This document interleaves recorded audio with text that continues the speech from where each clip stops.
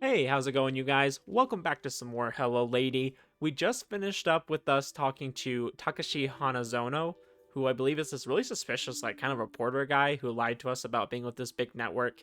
But we just met up with him in this church that we bought. Now, you might be wondering, how did we afford a church? And if you're asking that, I have no answer, because I have no idea. But apparently, we have that kind of money. We do have a maid, so I should have assumed we had money, but whatever. I'm not really too sure what that conversation they were having is about, but hopefully we'll get some more information about that soon. She reminisced about the sky I gazed up at long ago. Her young fingers had pointed at a rainbow decorating it. As the vibrance sliced the sky above, she chased after these two, wondering if she'd ever catch up to them. Soriko Katsuragi wallowed in her depressed thoughts. People often called her pessimistic, and she had a tendency to act introverted. This time, the cause was what she had seen at noon. Watching Eru and Narita together had upset her. She failed to invite Narita on a tour of the school because of that. Eru said that they were fighting. そうだよ。別にそういうつもりじゃないんだって。サクのためなんだって分かっているのに。どうしたらいいんだろう。こんな気持ち初めてでよくわからない。僕、一番じゃなくても平気だから別にいいんだけど。でもなんか疲れてるようなこの気持ち。It's because there's another woman with your man. だって思う。Oh, she was still talking. My bad. 僕って結構やきもち焼きだったのかな。 Well, I think it's understandable to be jealous of someone spending time with the person who's your first love. She hadn't even confessed yet. Her feelings were one-sided. そろそろ帰らないと夕食に遅れちゃうね。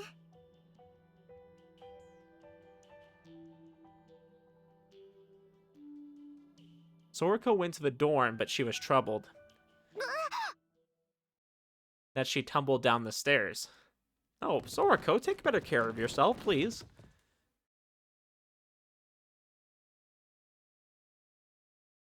Dang, you landed in the infirmary, huh?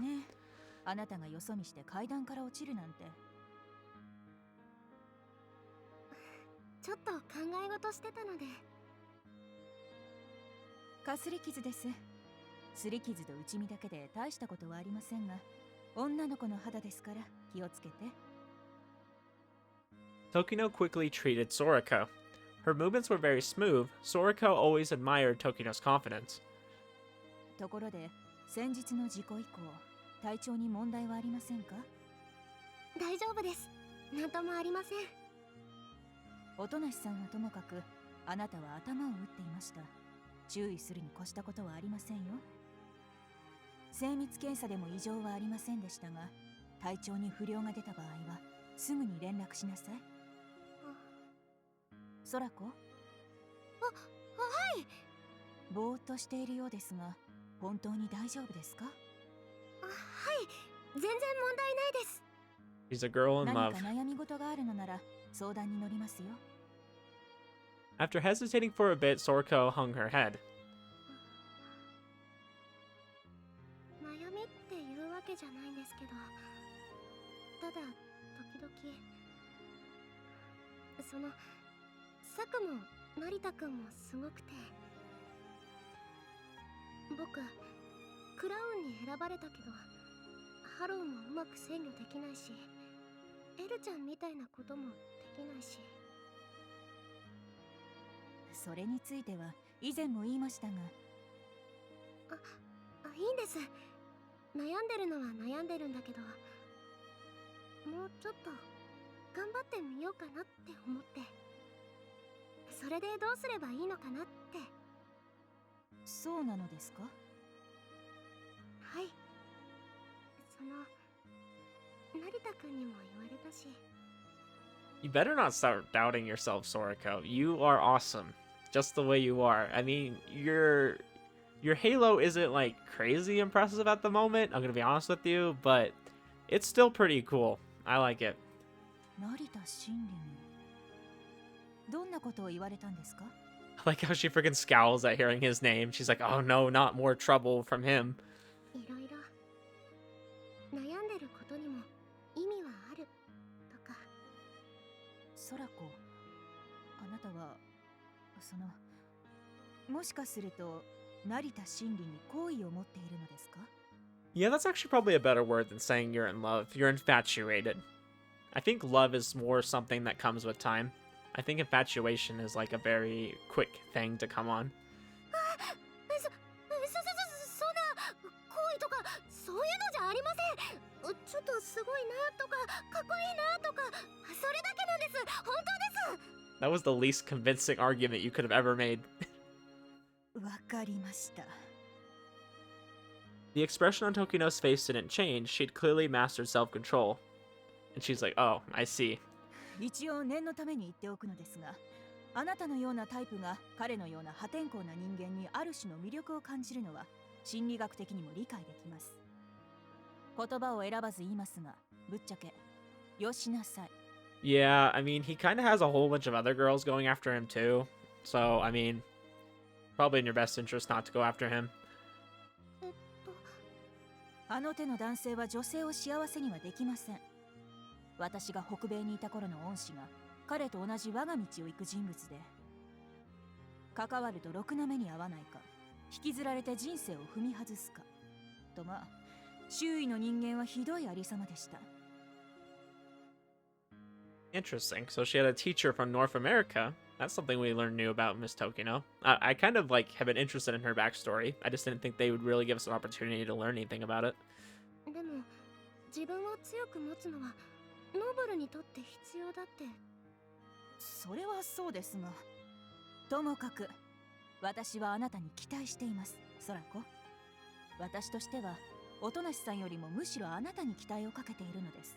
Whoa, that's some pretty big hope, if you're gonna say that. そんな Like, really, you have that much confidence in her. オウル、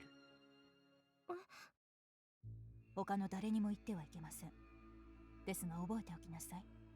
それは到達すべきところです。必ずわかる時が来ます。 Hold up, the owl. Interesting. That was something to do with the plant, right? They're talking about this program. They're like trying to figure out halos and stuff. We've heard that before. 念のために栄養剤を出しておきましょう。就寝前に忘れずに飲みなさい。 Heck yeah. Taking our vitamins. By the way, if you have never taken vitamins, you might be deficient in stuff. Take your vitamins, okay, guys? はい、 I take わかり vitamins. ました。 They help. They're great. I love them. My wife hates me that I'm always talking about vitamins, but I love vitamins. Some good stuff. Soriko Katsuragi could see things others could not.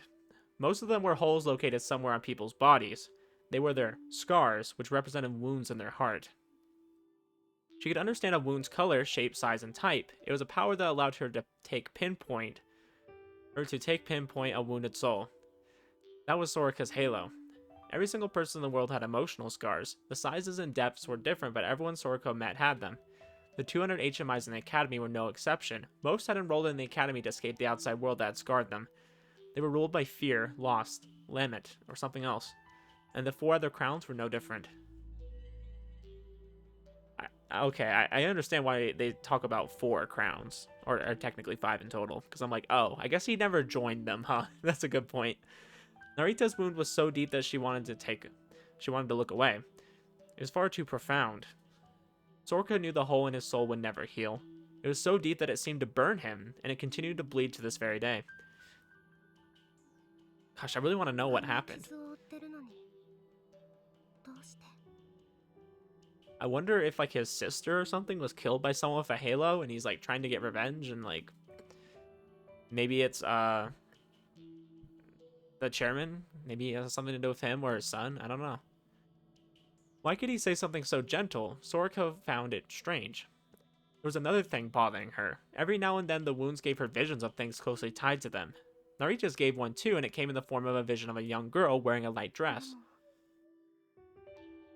Visions weren't clear, so she couldn't be certain, but the vague image felt familiar. But it couldn't have been her. After all, a person with such a wound would have never survived. Instead of returning to the dorm, Soriko decided to take a walk and search for a certain person. Within the walls of the academy, the devices provided location data of students, workers, and teachers. No one could get by unnoticed. However, there was one person she couldn't find like that, so she only succeeded after aimlessly wandering around until it was dark out. The rose garden was lit by the moon. It looked almost otherworldly. 久しぶりだね。 The person she talked to wasn't surprised by the sudden visitor. Soriko knew that he couldn't be surprised, since that was what the rumors said. He faced Soriko awkwardly, like a marionette moved by strings. Who is this? 君が僕に話しかけてくるとは。 Aigi. これは事件だね。何年ぶりだろう、空子。 And she... Whoa, they know each other. Hold up. And they're cutting away. Okay, if you're gonna cut away, I want to go back to what... Yeah, I want to go back to this scene. Using the confessional to hide my face, I turned towards the person I've been waiting for. Takashi Hanazono. He claimed to be a journalist, but he was actually a strange mix of detective and gangster. Really? Okay. He used to be rich, but he lost it all to gambling and women, and now was all washed up. A walking cliche, really. あんたが依頼人か私が何者かそうだろうな金持ちってのはそういう連中だよいいぜ帝黒船の学園だろ詳しいのあの女って聞かされているもう一度説明して Using the opening between us, I handed him a memory そ stick. こには特別性のウイルスが学園のメインサーバーにつながっている端末にアクセスでき自動的に必要な情報を拾う君の仕事は学園に侵入し所定の端末にそのメモリを取り付けるあんたは帝黒船に恨みでもあるのかそれを言う君の Oh. 帝黒船の子飼いだった身を持ち崩して切り捨てるそうだあの野郎俺を散々働かせてゴミみたいに捨てやがったんだちくしょう自分はあんななんだかわからねえ学園の理事長とかに収まりやがって Interesting. Okay, so this kind of benefits him too. It'll give him more motivation to finish this job for us. 許さねえあいつは許さねえはあそうさだからこの話に乗ったのさやばい橋だってのは分かってるんだあの学園はまともじゃねえからな黒船のやつ何かとてつもなくやばいことをやってるんだろあんたはそれに関わってるそれであいつを陥れてやろう Interesting. こ I れ like 以 your 上余計 perspective. な話をするのだこの依頼はなかったすまねえあんたの正体は詮索しない俺は金と高飛びの手はずさえ整えてもらえればいい黒船に俺がやったと知れたら絶対に殺される用意はするんだ後で外にならああ分かってるよあの学園のことはずっと調べてたんだあの野郎に一泡吹かせたくてな忍び込んで端末まで行くぐらいなら簡単だ残りの報酬1億は成功した Dang, 100 mil. So that's probably in yen, right? But still, that's a lot of money. ああ任せてくれよ He licked his lips, but the booth prevented me from seeing it.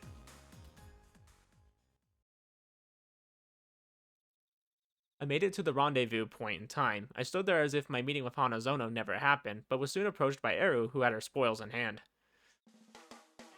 高崎エル、ただいま戻りました。 Welcome back. 無事で何よりだ。イシアが拝見しますね。その顔だと上守備ですか。 Oh yeah, 赤崎様。 it ain't hard to tell. ファルコメンハイドです。もはや完璧、超完璧。高崎エルに資格なし、計画通り。 Well, I'm happy for you. I'm glad you got whatever game that you're trying to get. Apparently, Arrow had gone shopping. She held large bags in both of her hands. さては高崎様、その大きな荷物はお宝発見ですね。本来のラブ会社に見せるものではありませんが、地獄から這い上がって喜ばしい今夜、ここまで運んでくれた礼もあるので、特別にお見せしましょう。How interesting. My dearest maid and Arrow seem to be on the same wavelength. サブカルチャー。 Subculture. Well, so what is this? Looks like you got like a PS4 game on there. And then that's like is that an anime or something? Or is that like a visual novel game? Arrow pulled out the content from the paper bags. There were a number of books as well as a large case. Oh, it's probably a book then. 本日発売の書籍、小説3冊にコミックが5冊。やっぱ本は発売初日に初版を買ってなんぼですよね。続くこちらが本日発売の携帯機用ゲーム、即死につながるハード難易度と暗黒世界観が売りの名作続編、暗黒体験。 Is that supposed to be like Dark Souls? そしてこっちは本日発売のいわゆる薄いゲー、そして初回特典のタペストリーと抱き枕とサントラ。Of course you got those kind of things. Body pillow, huh? 本来予約必須の代物ですが、奥島はど田舎なので当日店舗に到達できれば手に入る可能性があります。よかった、可能性は素晴らしい。エイトリアン。 I love the way she says that. It's so adorable. She raised her hands to the sky like a boxer who had just defeated a worthy opponent. Well, I'm happy for you, Arrow. I'm glad you got what you wanted. 高崎様は極めてテンション高め、アドレナリンドバドバです。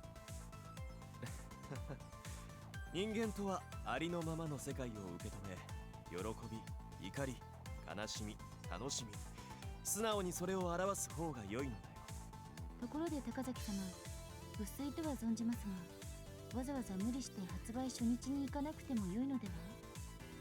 Well, I'd imagine in Japan it's worth it because I think they get a lot of like extra stuff, and you also have to pay a frick ton of money. So I'm sure like it's worth it to buy it the first day. 何をおっしゃいますですか、メイドさん。それはノーブルとしての聖なる義務なのです。 Oh yes, buying things on the first day. That's the duty of a noble. We have to set the example here. Eru puffed out her flat chest proudly. Did you really need to put the word flat? この21世紀、日本の地に育まれた偉大な娯楽産業は存亡の危機にあります。いえ、日本だけの問題ではありません。先進国が抱える大きなパラダイムシフトです。成熟した文化にユーザーの思考は細分化し、少子化と相まって経済基盤は先細り、ネットワークの進化で全世界がつながれ、フラット化しつつある新時代において、 I wonder what year this is supposed to be set in. I haven't thought about ク that. リエイターとユーザー、いいえ、オリジネーターとレシーバーの立ち位置も変化を余儀なくされているのです。クリエイターのプロとアマの敷居が曖昧になり、情報発信手段が多様化する現代では、娯楽世界はまさに玉石混交。 Honestly, yeah, there's some truth to that, like even in reality. I think there is a lot of mediums where you look at stuff that's made by amateurs and you're like, wow, this is almost just as good as the pros, you know? だからこそ、自分の目や自分の信頼する目利きが発掘した波長の合うクリエイターの価値は宝石に等しい。 'Cause I don't know, I played some visual novels by like some really indie developers, and I'm like, wow, these are better than some pro ones. I mean, obviously they don't have the budget to make the CGs and stuff as good or to like make it as long as somebody like the developers of Hello Lady, but I mean, they're still really freaking good. そして新たな1億総情報発信時代を生き抜くために必要とされるのは、見出した宝石を自らの手で磨き支えようというユーザーイコールレシーバー自身の聖なる自覚。わかりますか？それはルネサンス時代のアーティストとパトロンの関係にも似るのです。パトロンは芸術家の経済的支援者であると同時に保護者でもありました。彼らなくしてルネサンスの芸術は花開かなかったと言っても過言ではありません。 Well, nobody can question how passionate you are about this. この情 You 報 are 過 definitely a 密 weeb. 時代にオリジネーターが情報イコール娯楽を発信し続けるには当然経済的あるいは社会的な保護が必要。それを与えるのは国家でも企業でもありません。我々レシーバーが自分の目で見込んだクリエイターに出資することでなすのです。I mean, honestly, you see what she's talking about when it comes to like Kickstarter and things like that. I know Studio Trigger, didn't they fund a few of their animes that way? Like just through having people support them, kickstarting it essentially. I mean, that's pretty cool, honestly, like just directly supporting them like that. そう、20世紀のようにメディアや大企業に踊らされることなく、直接自らが価値あると見込んだクリエイターを支援する。現代とはそれができる時代なのです。Yeah, like definitely, like, and we can look at like YouTube for an example. Like, there's a lot of people who become super famous off of YouTube, which is crazy because that's like really, obviously you're using the YouTube platform to like grow, right? So you do have reliance on somebody else, but you're essentially like your own creator. Like, you're not really beholden to many people. You can really create a lot of the content you want at any time, and you can make money off that and make a living, you know? Or you have things like Patreon, you know, people can support you through that. I think that's really cool. Like, you really don't need to go through like a TV network or somebody like that. 海賊版やネット流出ではなく初回特典版を買う。それはオリジネーターにさらなる作品を作り上げ有費を期待するがゆえの出資と保護。 Yeah, sometimes. I mean, I don't know about digital copies. I prefer to own physical stuff. I mean, obviously, like visual novels and stuff, I'll buy that. But like, if I'm playing like a Nintendo Switch game, I like to own those physical. I don't like the thought of you buying a license to play something instead of actually owning it, like you do with a lot of digital games nowadays. They can just take that away at any time. 我々なくして彼らは立ち行かず、彼らの才能なくして我々は娯楽を堪能できない。我々は作品を見出す自分自身の目と魂に誇りを持ち、新たな時代を生きる。 Yeah, I mean, we're definitely in a market where you can like afford to like kind of support more indie developers, which is great. Like, I love that. I like supporting things that are more niche, because that seems to be a lot of the stuff I play. It's very niche.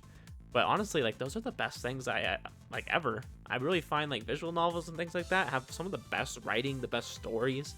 Like, that's why we watch them. That's why we play them, right? Like, they're just so much better than some of these mainstream stories you'll find on TV. 同時にそれはオリジネーターにも言えるのです。新時代に対応し、出資者の支えを自覚することで自らを高め続けなければなりません。 I mean, Arrow's speaking some truth here, I'll say that. 創作の荒野にいつか倒れる時までさらなる頂を目指し研鑽を積み、レシーバーの信頼に応えることが作る者たちの聖なる義務。 And if you want a good example of this, just look at Japan's market for anime. Like, they used to only make anime for the Japanese market. Like, the American market and things like that, or Europe, those were afterthoughts. And now they're realizing, hey, some of our shows have a bigger audience in America than they do in Japan. Like, that's crazy. But it's just true. And I mean, you'd be stupid not to try to make your anime more appealing to them in some way. I'm not saying you should get rid of the references to Japan and things like that. I'm not saying you should like Americanize your show, but like be open to making sure it's widely available there and that people can buy merch and things like that. Like, you can, there's so much money to be made. Obviously you're gonna lose a little bit, like partnering with a company. Like, you might be partnering with Crunchyroll or Funimation, you know, one of those. I guess those are owned by the same company, aren't they? But you know what I mean. Like, there's more opportunity to branch out into other markets than just Japan. Like, people like anime, people like manga, people like visual novels. You know, we like the figurines. There's so much stuff you could market to other places. So I think that's what she's talking about, is like, you need to adapt to that. Like, don't just look at Japan. You can look everywhere. ここに21世紀の娯楽産業における聖なる関係は完成を見るのです。だから初回特典とやらを買うのだ。しかり。 I mean, I don't know about buying limited editions. It depends on what it is. Like, some limited edition stuff, I don't really use it. I mean, I like stuff that I can like physically use day to day, or if it adds something that really is meaningful. But you know, a lot of stuff like if you buy a game or something, it just has digital like outfits and stuff. I don't really care about that, honestly. I'm not really a person who spends a lot of money on like digital outfits and things like that. I like stuff you can earn in game. I like stuff that actually like requires you to play or take skill, you know? 君の情熱と自覚の素晴らしさは理解したとも。さて、私の要件も済んだ。そろそろ戻るとするかね。待ってください。せっかく町まで来たのです。夜食していきましょう。Oh, are you asking me out on a date? What an unexpected offer. I honestly thought it best to return as quickly as possible to avoid getting caught, but I couldn't refuse a girl's し invitation. かし、私とヒシアはこの辺りには詳しくないのだが。Well, if you remember earlier, she said she's a local to Takazaki Village, which apparently is around here. はい、さようです。この高崎エルにお任せするのです。ジモッピーの強さ、思い知らせて差し上げましょう。Okay. I mean, I won't waste an excuse to go out with Eru, you know? Sounds fun. Eru led us through the unfamiliar town. 道行く人々に奇怪な装束のものが多いのは、この地方の宗教的装束か何かだろうか。あれは日本文化の一つ、コスプレです。戦国期に生まれた歌舞伎に端を発すると言われる由緒正しいものです。露出の高さはいわゆるバサラ文化のなせる技ということか。ジャパニーズわびさびも奥が深い。実はちょうど奥島ではイベント開催中です。コスプレが氾濫しているのはそのせいです。ここ数年、年に何度かサブカルチャー発信イベントを行うようになりました。Gosh, that just makes me think of like all my great memories from going to conventions. Like the past like, you know, 2 years have been kind of rough. Like it's just so hard to get out to events like that. You don't usually see them. That just makes me realize what all we're missing right now. この手のイベントは自治体主導でやると何年か前のアニモエエンパイアみたく嫌なオチがつきがちですが、奥島のイベントは地元クリエイターの主導。市内に映画館付きビルを建てたサブカル系アニメ制作会社があるのですが、そこを中心に街全体でイベントを盛り上げていて、 Dang, that's kind of cool. それはまさに自らの手で新たな潮流を作り上げんとする新時代の情報発信の一つの形と言えるでしょう。Oh, frick. I just cut her off. 街大好き。 Daisuke, much love. 素朴にして純朴な名称だね。ヒシア、さすがにもうちょっとひねった方がいいんじゃないかなと。Yeah, Hishia, you're probably right. 奥島にはスクールに制御ソフトを納品している IT 会社もあります。この奥島は秋葉と日本橋に匹敵する日本有数のインテリジェンス&カルチャーシティになってる予定です。10年後ぐらいには。 Yeah, I was wondering when they were going to mention Akihabara. This seems kind of similar. I know they keep saying this is like very rural, but it seems like it's a pretty big area. It's rural to them, but not really to me. 奥島といえばこれお好み焼き。ここは地元でも知る人ぞ知る名店。40年の歴史ある老舗です。お二人に地元風味を味わわせてやりましょう。 Okay, I'm down. これがジャパニーズお好みかね。豚玉が一般的と聞いたが、これは違うな。特製丸天の入った豆玉です。金時豆をトッピングしたお好み焼きという斬新さ。薄めの広島風に焼いてあります。 I like how like absolutely like glowing she is. Like this is really interesting because she's been very cold to us most of the こ time. ちらのデラックス版は関西風で厚焼きです。金時豆に加えて地域の味である名門金時と奥島踊りをトッピングした地産地消にも優しい味。 Good for the local economy. I like it. ところでメイドさん、ここはお値段も大変リーズナブルですが、単品の量はやや少なめなので焼きそばとかも一緒に頼んだ方がいいですよ。そういえば高崎様、先ほどはどちらまで買い物に行っておられたのですか？ここの商店街の入り口に映画館付きのビルがあったでしょ。あれの地下にサブカルチャー専門ショップがあります。そこ割と特典がいいので。ただそこだと薄い芸が置いていないので、駅前に出てプラプラ横丁商店街の2階にある書店も回ってゲットしてきました。それは大変な旅路でしたね。Yeah, dang, you must be dedicated if you're going to multiple stores like that. 志高き真のレシーバーとは、足で稼ぐ苦労をいとわないのだと、サクと知り合いの物書きから教わりました。ほほう、そんな珍しげな知り合い様がおられますか？運の一尾という奥島在住の物書きが、サクの紹介でしたが。I wonder if we're gonna meet him soon. サク、おとなし様も奥島出身なのですか？サクは違います。ネット経由で知り合っていて、自分がサクのカバリエになった時に紹介されて、ちょうど今日は運野の新刊が出てたので、ついでに買ってきて。カバリエとは何だね？本当にスクールの案内とかこれっぽっちも読んでないのですね、成田真理。I mean, does that have something to do with her being Saku's knight? そう、ご主人様は掃除機の取説も読まない方ですので。I mean, why would you need to read instructions for a vacuum cleaner? Just plug it in and then flip the switch. Or, if you're cool, you have one of those cordless ones like me. I have one of those because my wife likes to vacuum a lot. And so she really wanted one of those, so we got one. And they're awesome. They're worth the money. We got one of those shark ones. It was like $200. I mean, that's a lot for a vacuum cleaner, sure. If you're used to paying like for one of the cheap ones. But it's worth it, okay? 褒めるものではないよ。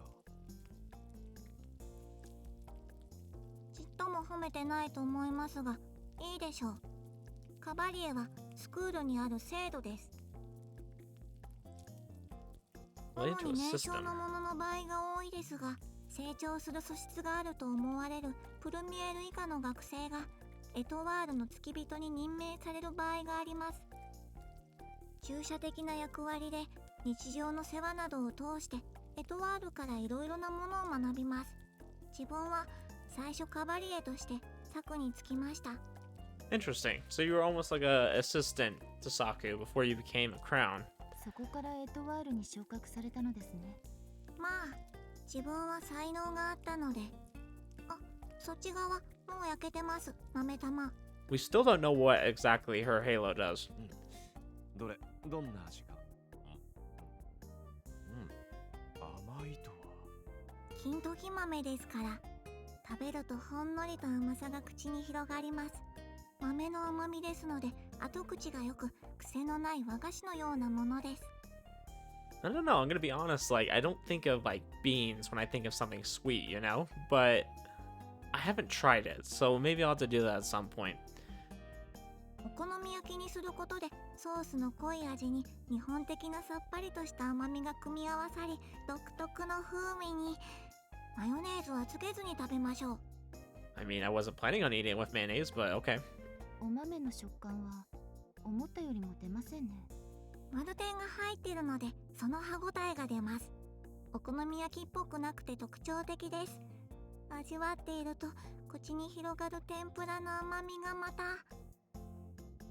I mean, I guess it sounds good. I'd have to try it, 軽 though. め I の just 食感を楽し can't むなら、 imagine what that would be こ like. ちらの芋入りをどうぞ。さつまいもの薄切りを混ぜてあるので、食べたとき、ほろ、サクッと崩れる軽快な歯ごたえが楽しめます。Okay, now I know sweet potato can be, you know, as it says in the name, pretty sweet. 金時豆と金時芋の濃度の違う2種類の甘みが段階的に舌を楽しませてくれます。おやつに作って出すとサクたちにも好評でした。栄養バランスもいいし。Yeah, I mean, it does sound a little bit healthier, because I know, like, beans are pretty good for you, and then obviously sweet potatoes are as well. アクセントで入っている奥島踊りは地方の独自銘柄として出荷されている鶏肉で、直接焼いてすだちをかけて食べると口に広がる味わいがなんとも。 Now, I don't know what sudachi is, but I mean, fried chicken, you know, we can't go wrong with that. Gosh, now I want some freaking teriyaki chicken or something. 思 That いのほ sounds か good. 時間が遅くなってしまったな。 I mean, my tastes are pretty basic when it comes to food. I like very simple stuff, but you know. 高崎様、よく寝ておられます。 Arrow gave her into her exhaustion and fell asleep right after dinner. I had to carry her on my back. What an odd feeling. I certainly hadn't expected to walk through this town with such a calm heart. 宝物みたいに抱えておられますね。買ったもの。彼女にとっては大事なのだろう。彼女が価値あると決めたものを他人が侵釈するなど無粋だ。 The town was so rural that basically no people wandered around after dark. The only people out and about were driving down the highway in their cars. 神を信じたところで助けなど期待できないが、それが心の平穏をもたらすならば、祈る意味は十分にある。私は信仰を無価値だとは思わない。でも、成田様は神を敬われないのですね。どの口で私が神に祈る。祈ったところで、私の願いは神が叶えてくれる類の代物でもあるまい。神とは、等しく人々を救い、情けをもたらすものであるべきだ。私の願いを叶える者がいるとすれば、そんなものは神とは呼べない。 Interesting. Okay, that kind of gives us an outlook of what kind of revenge he wants to get. はい。今夜は思いもよらない安らぎだった。彼女に、エルに感謝しよう。穏やかで豊かな世界を教えてくれた。この比類なき贅沢に。You know, it was a very nice night with Eru. It was very peaceful. It was nice to just relax and, you know, just have fun. It's not something we usually get to do, especially outside of the academy. That's not something you ever get to do. そして戻るとしよう。スクールに。人の世の哀れの待つ我々の世界。 And how could I forget the best part? We got to see Hishia again. はい。成 The gears continued to turn, and surely the sun would soon rise and raise the curtains on a new stage.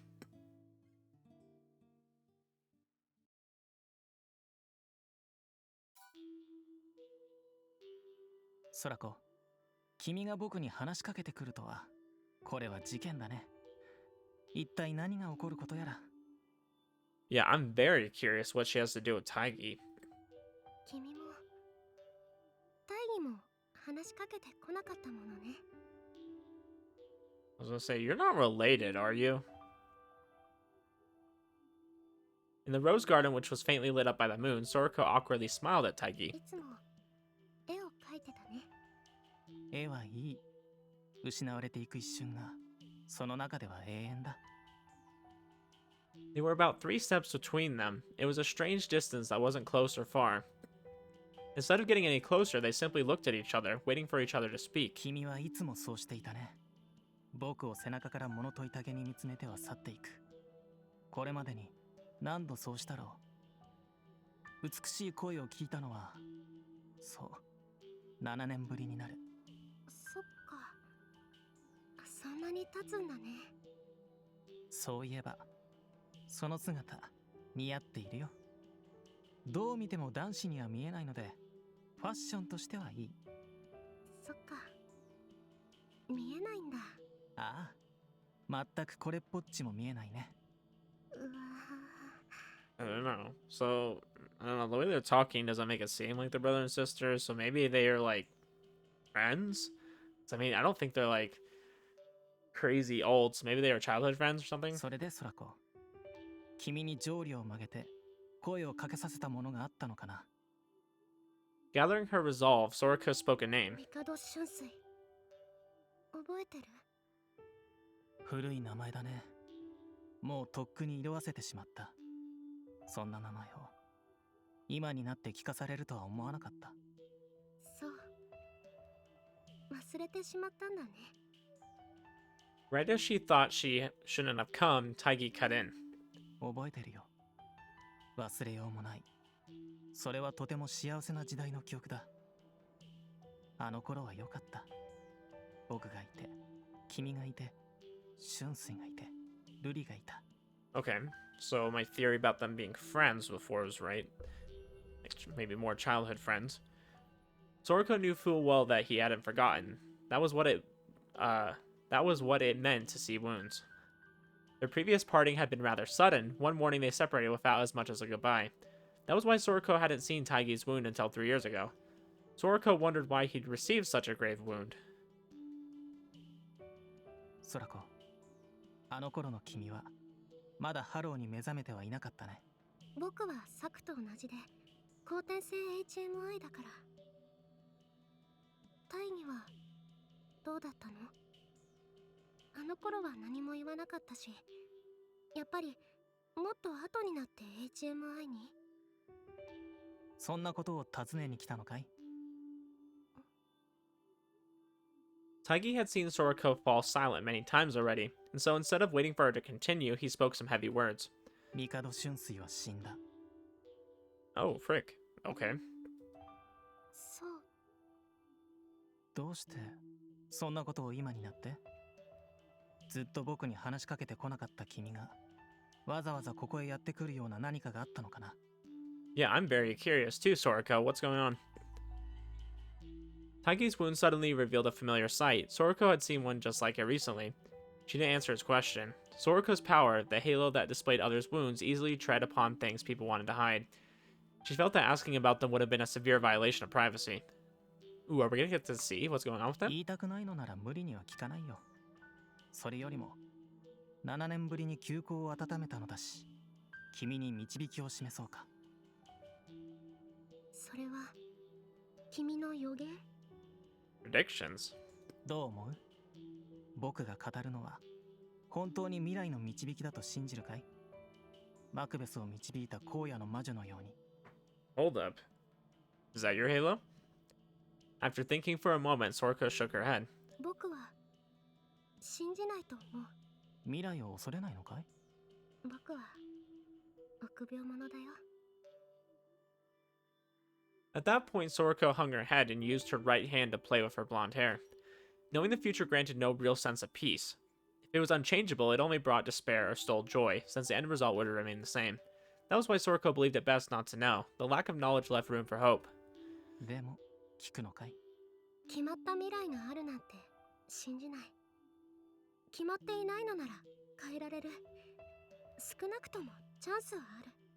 Yeah, I'm very curious what he's gonna say. サクならきっとそう言うと思うから。素晴らしいね、友情は。 Like a blackbird of ill omen, Taigi began talking. 我らがクラウンにおいては細心の注意を払って立ち向かわれることを。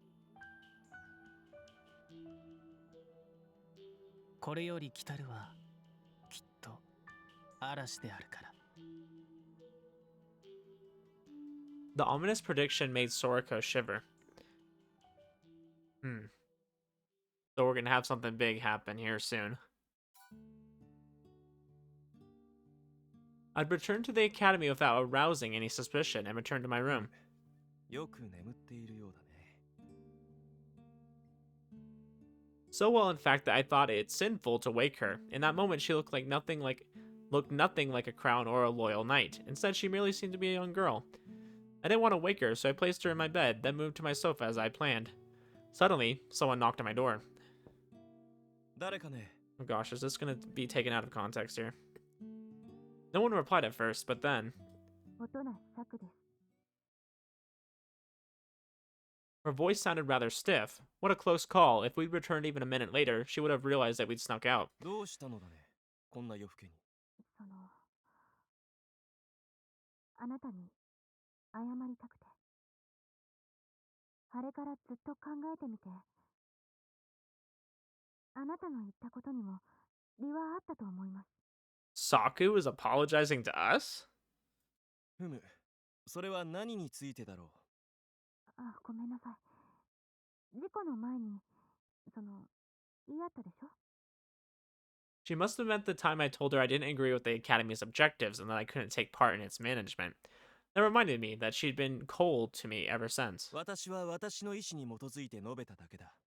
主張を取り下げるつもりはないが、身勝手であろうとは思う。君は間違っていないよ。音無作。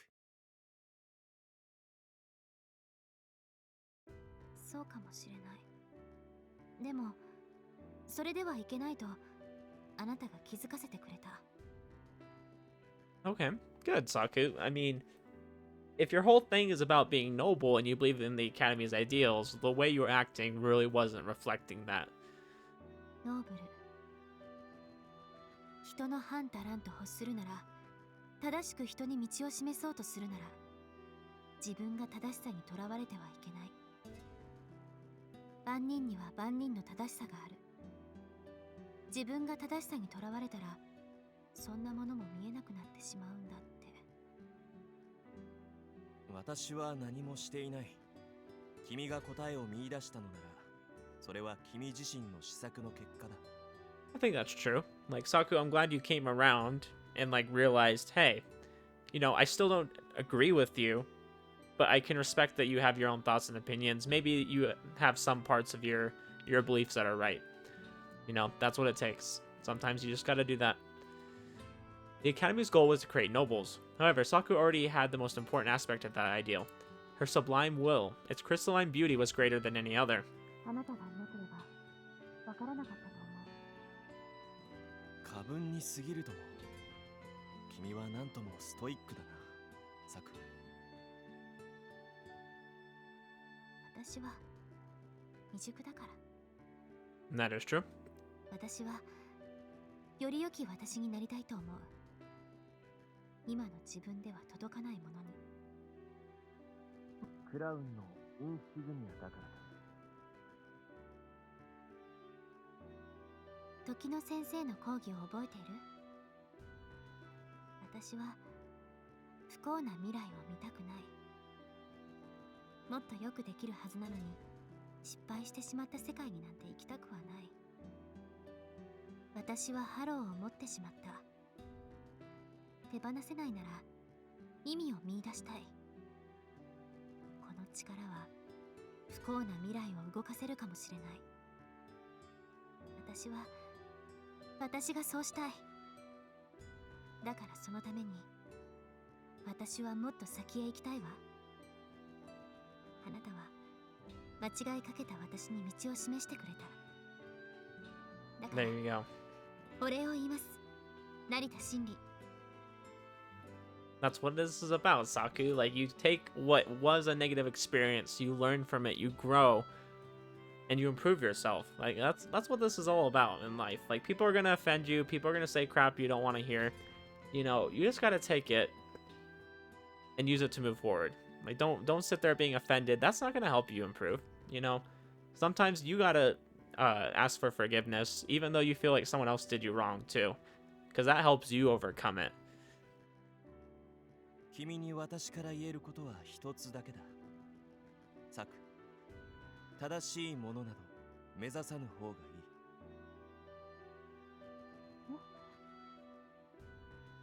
この不実な世界に唯一無二の正当などありはしないよ。数十億の顔を持つ曖昧さと矛盾と理不尽だけだ。命とはその合間を手探りで進んでいくようなものなのだから。だから正しいではなく喜びを抱いて良き答えを探せるものになればいい。I don't like understand what he means by that. To me, it's a little vague. But let's keep hearing him out. 人が生きるには喜びが必要だ。それなくして長き過酷な道を踏破することはできない。I mean, that's absolutely right, but I had an opportunity to like think about this the other week. It's like, don't make happiness your goal in life, okay? Because if happiness is your goal, then you're working towards that goal, right? You don't need to work towards happiness. You can find happiness day to day. You're not going to constantly feel happy, okay? Like, there's going to be things in your life that make you unhappy. There's going to be things that upset you, that make you uncomfortable, that you're just not going to enjoy doing, right? Don't make happiness your goal. Like, obviously you want to be happy, but don't make that your primary goal in life. Like, have other goals, and you'll find happiness along the way as you try to reach those goals. Okay?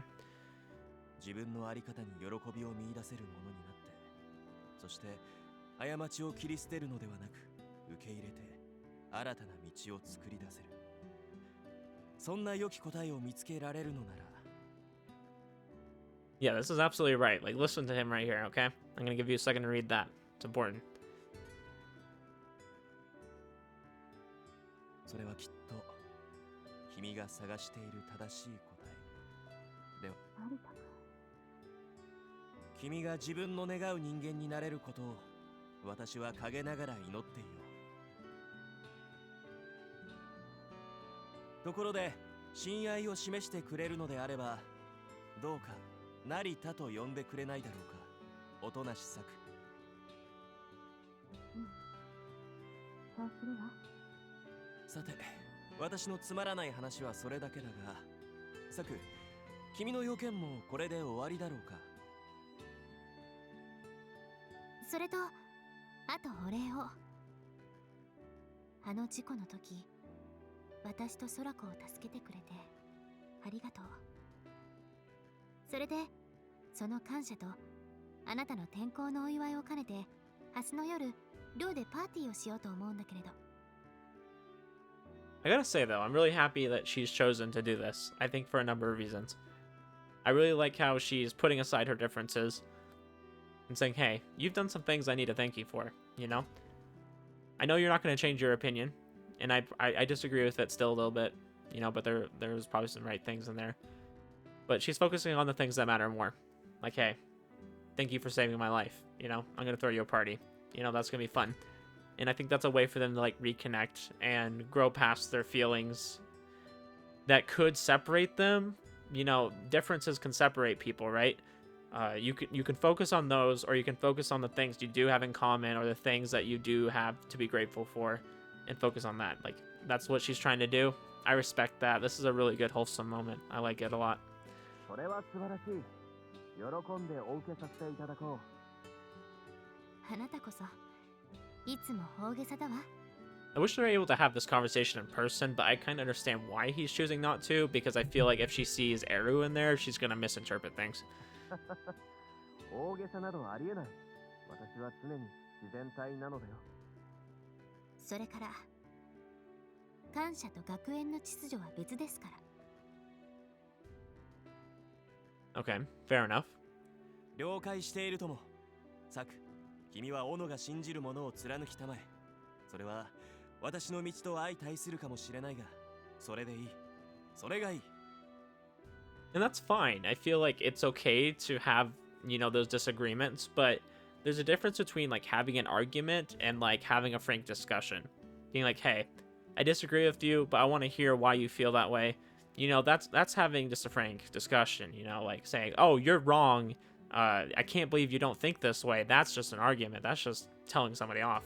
So I think what he's saying is, yeah, we're going to have more times when we're going to have that conflict, but, like, you should try your best just to talk it out, to be respectful of the other person and their views, and get to know them better rather than just disproving them. 他者との衝突を恐れ自らの正しいと信じるものを曲げるならどうして世界を変えられる世界とは正しさの集まりだ衝突なくしては一歩進むこともできない Yeah, exactly. And he's saying, like, for me, he's saying, like, yeah, you can't change the world if you fear conflict and shy away from enforcing your ideals. I mean, I don't know if I would use the word enforcing, but, like, I do think you should stand up for what you think is right. I mean, I'm not saying, like, coming to an understanding means you have to, like, give up your point of view. I'm just saying, like, hey, you can say, this is how I feel, that's how you feel, I respect that, you know, and in some cases maybe come to a compromise, you know, where you can respect both of your ideals. But, like, at the end of the day, I like a lot of people that have completely different views than mine. I would totally disagree with them on a lot of things, but I still like them. I still appreciate them as a person, you know, and that's what it's all about. Like, you don't need to make it about differences when you have things in common. I'm sorry if I'm talking a lot. I'd like to really get into these kind of conversations.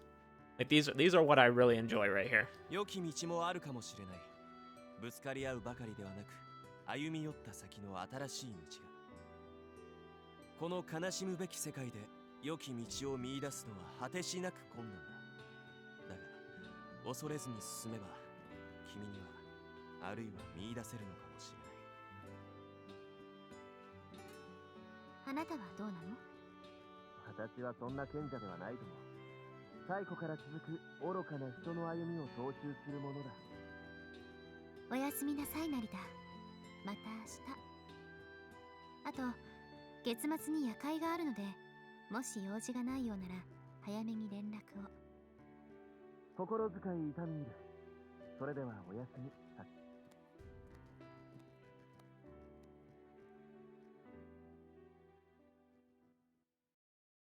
Her footsteps sounded light and cheerful as she walked away. It was late at night, so I figured it best just to lie down and sleep. I pulled out some new sheets and placed them over Eru, since I didn't want her to catch a cold. Then I walked over to the sofa. When I turned around, Eru grabbed my clothes like a drowning woman grabbing onto driftwood. Her expression made it hard to imagine what kind of dreams she was having. 過酷なる煉獄だ。せめて夢の淡いに混じっている束の間くらい安らかであれと思う。君にもここへ来るまでの物語があるのだろうね。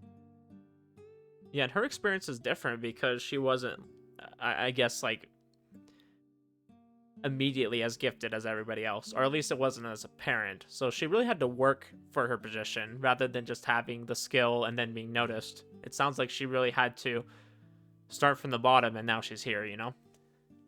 I patted her head. It was a familiar sensation. To those who didn't have halos, those who did were a source of constant fear. Some could harm you without touching, while others could look inside the hidden confines of your heart. Fear was a powerful source of rejection and violence.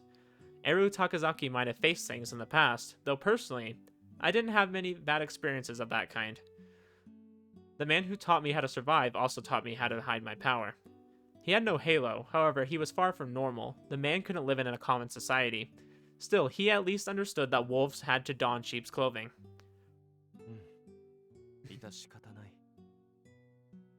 Since she refused to let go, I chose to get in bed with her, like we'd agreed. Appreciating Eru and Saku's sublime, beautiful souls brought me true peace. I hope they both had wonderful dreams.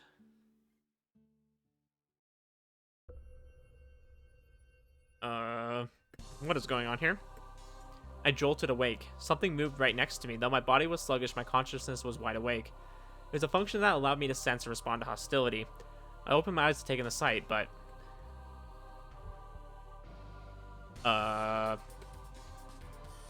The person standing in front of the window and silently watching me drove me mad. Oh, wait. So that's Ruri. Okay. So remember, Taigi was talking about how they hung out with, Sun Shui? I don't know. And then Soraka, right? I lost all focus, turning utterly defenseless. If an enemy was in the room, they could have easily pierced my heart. It almost seemed like I was dreaming since I saw something that couldn't exist in reality. After all, I'd lost her forever. The youthful promise to protect her had been completely worthless, as I lacked any real power. This was a world where might made right. Thus, she didn't exist. This was merely a painful illusion that threatened to crush me.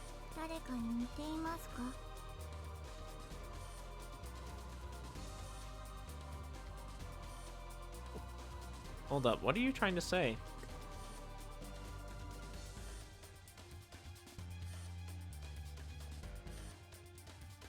Hold up. Okay, I'm gonna throw a shot in the dark here. Is Eru's power the ability to let somebody from who's dead, like, control her temporarily? Is that what they're implying here? Eru Takazaki's words returned me to my senses. The girl I'd seen earlier was nowhere in sight. Of course she wasn't. That could never have been real. Had I been dreaming? No, I wouldn't have lost all focus if that was the case.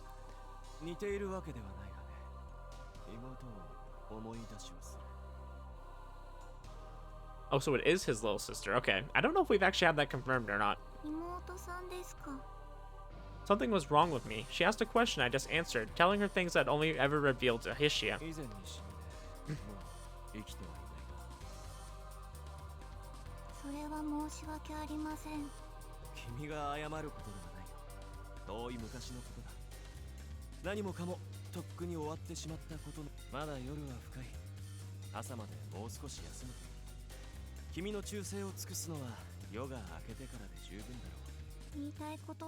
ケルマティック開口ほどありますが、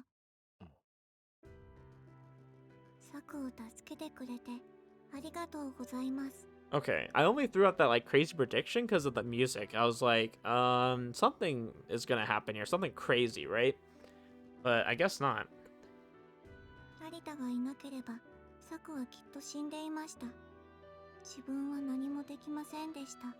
目の前で苦難にあえぐ者に手を貸すのは当たり前のことだ。エル、君の礼は叱るべき時まで取っておきたまえ。いろいろな意味で常人には及びもつかない変態ですね、成田真理。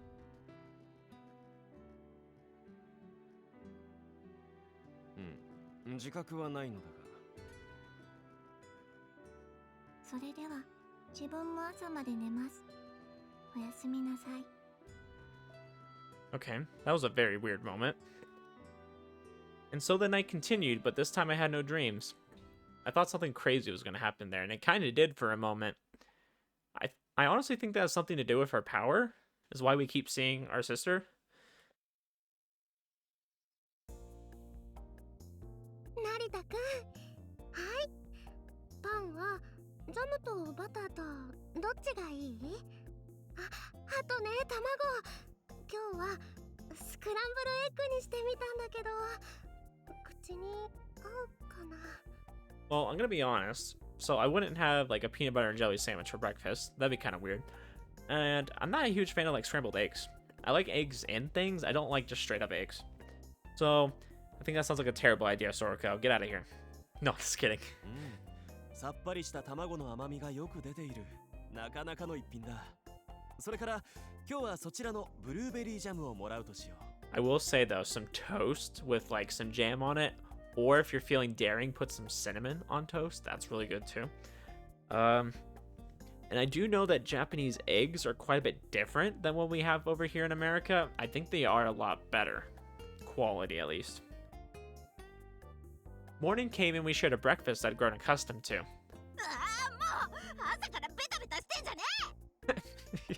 Well, tell that to her. It ain't me flirting. Gosh, we do act like a married couple, though. I'll say that. The Mao turned teary-eyed and snapped, eliciting a response from Soroko. It was the same routine as always. Yeah, she's on my side, too. どうしてエルが成田の味方を？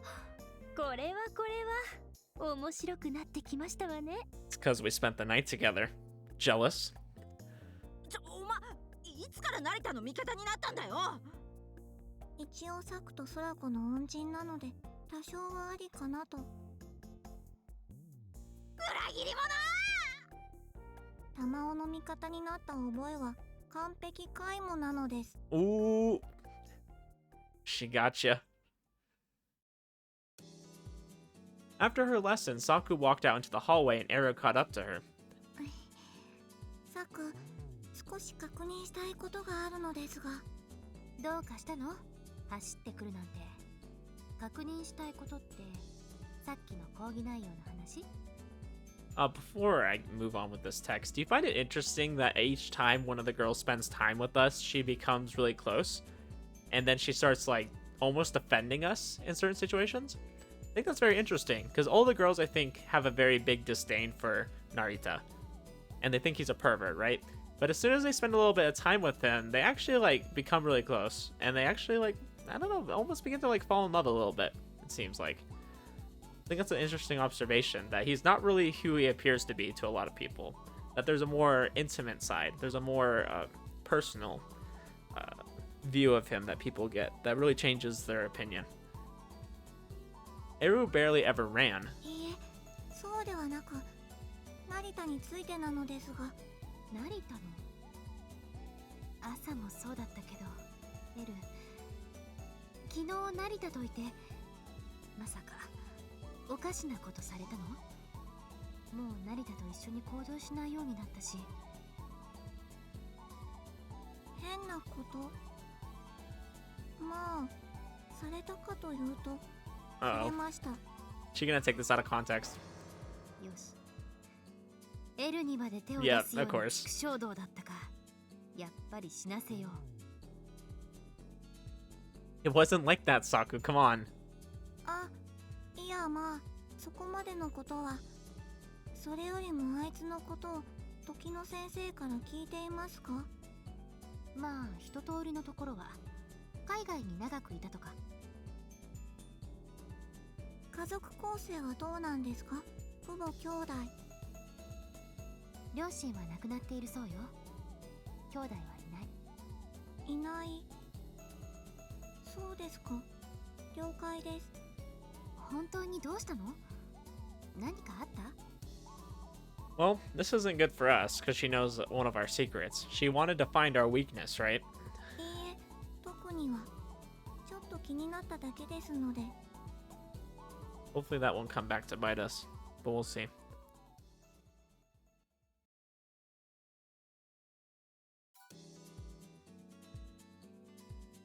For lunch break, I walked around the academy. Soroko had offered to accompany me, but I refused. I wanted to walk by myself. I'd resolved to make up for making her sad later. 成田真理 As I walked around the garden, someone suddenly called out to me. Is it Saigi? I had felt people approach me, but I didn't expect them to start up a conversation. I still don't really know many people around here, so that was most confusing. 何の用かね Oh, never mind. It wasn't Taigi. 3 students stood before me, 2 boys and a young lady. Her dress was far from voluptuous, but I did sense that it had room for growth. How do you sense these things? Shut up! 79B 誇りたまえ君の未来は輝いている Did he just say her bra size? はあ？ After a careful examination, I gave her a professional evaluation, but my words merely confused her. 成田真理お前はクラウンへの任命を断ったそうだなそれがどうかしたのかね They tensed up when they heard my reply. I'd clearly angered them. Gosh, there's a lot of people with, like, weak constitutions here. どうかしたのかじゃないお前は初対面の相手にお前とノーブルを目指す者としては俺は7回生の鍵石義雄だこっちの2人は6回生の佐山と水倉 It seemed like the girl with a bright future was Mizukura. I had to remember her name in case she bloomed brilliantly in the future. Shut up! You're not gonna remember her. 成田お前はこの学園の秩序を乱すつもりか Yes. I'm just imagining that meme of that, like, kind of guy with the beard. It kind of looks like a little bit of a Chad. He's just like, yes. そんなつもりはない心情と優先順位の問題だ私には他になすべきことがあるのでねそんな身勝手をスクールの一員だってことを何だと思ってるんですか I mean, joining the academy doesn't mean you have to give up your own, like, sense of self-pride. Or your self-identity. やめておきたまえ弾みで怪我をするのはつまらないだろ The guy was standing behind the girl who had approached, a grin plastered on his face, but my words made him freeze. What was his name again? He had introduced himself mere moments ago, but I didn't remember men's names on principle. Chad energy. The girl and the other guy looked confused. It seems they hadn't planned the attack together. Even if no one else understood, he alone surely did. He tried to activate his halo, but I had no idea what function it had, but he surely intended to harm me. どうして He failed to hide his hostility, even though he planned on launching a surprise attack. I noticed it before he even lifted a finger. あなたたちそこで何をしているの？人 Saku arrived at the scene. She looked around with a stern expression and instantly understood the situation. たとえ成田の行動に問題があるにせよおかしな真似はやめなさい Yeah, heck off. しかし自分たちの行いがノーブルたるものか否か考えなさいスクールの秩序維持はクラウンの役割やるべき時には私たちがやりますわかりました The Crown certainly had a lot of power on campus. The people who'd approached me clearly weren't satisfied with the situation, but instead of talking back, they simply backed down. He gave me one last piercing glare and walked away. 礼を言おうおとなしさ別に礼には及ばないわクラウンとしての責任を果たしただけよいやあの水倉という乙女と残りの分だよあのまま私に手を出していれば無用の怪我をさせてしまったかもしれない。何事も平和が一番だ。 Mizukura on the other two. ああ、そう。とにかく成田のことをよく思ってない人は他にもたくさんいるはずよ。 Oh yeah, there's no way. 気をつけて自重しろって言ってもどうせ聞かないだろうけど、一応忠告しておくから。心得た。本当に分かってるんだか？ She sighed and walked off. Yeah, I think there's a lot of people who don't understand Narita. He's kind of a complicated character at times. And like I said, there's people who like get to personally know him and they really like him, but on the most part, people don't get to know him personally, so they don't like him. After parting ways with Saku, I headed over to the reception hall. Dang, that's a fancy building. Looked like a, I don't know, like a government building or something. It was a space where the monthly ball was held. Many VIPs from countless spheres were invited to evaluate the nobles of the future. I decided to scope out the area in advance, but I found someone unexpected there. That's who I thought. 再会は思いのほか早かったらしい。帝大義だったな。覚えていてくれたんだね。嬉しいよ、成田真理。I mean, we've met him twice now. Taigi Mikado, a man who strode through the academy despite not being staff or student. He held a special position at the こ school. こで月末にパーティーがあるんだ。君はもう知っているかな？先日理事長から聞かされたとも。各界の著名人を招くという。あの理事長は随分とやり手らしい。確かにね。それにここに著名人たちを招くことでより政治力を高めている。このスクールの学生はいろいろな意味で期待されているからね。Hopes. There was a complex nuance behind that word. He surely meant ハローという意味かね。正直に言ってしまうとイエスだ。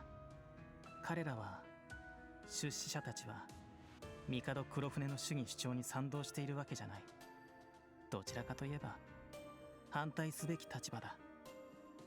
So you're trying to say this is an event to make sure that he can convince them to keep funding because they don't agree with it. They're kind of doing it a little hesitantly.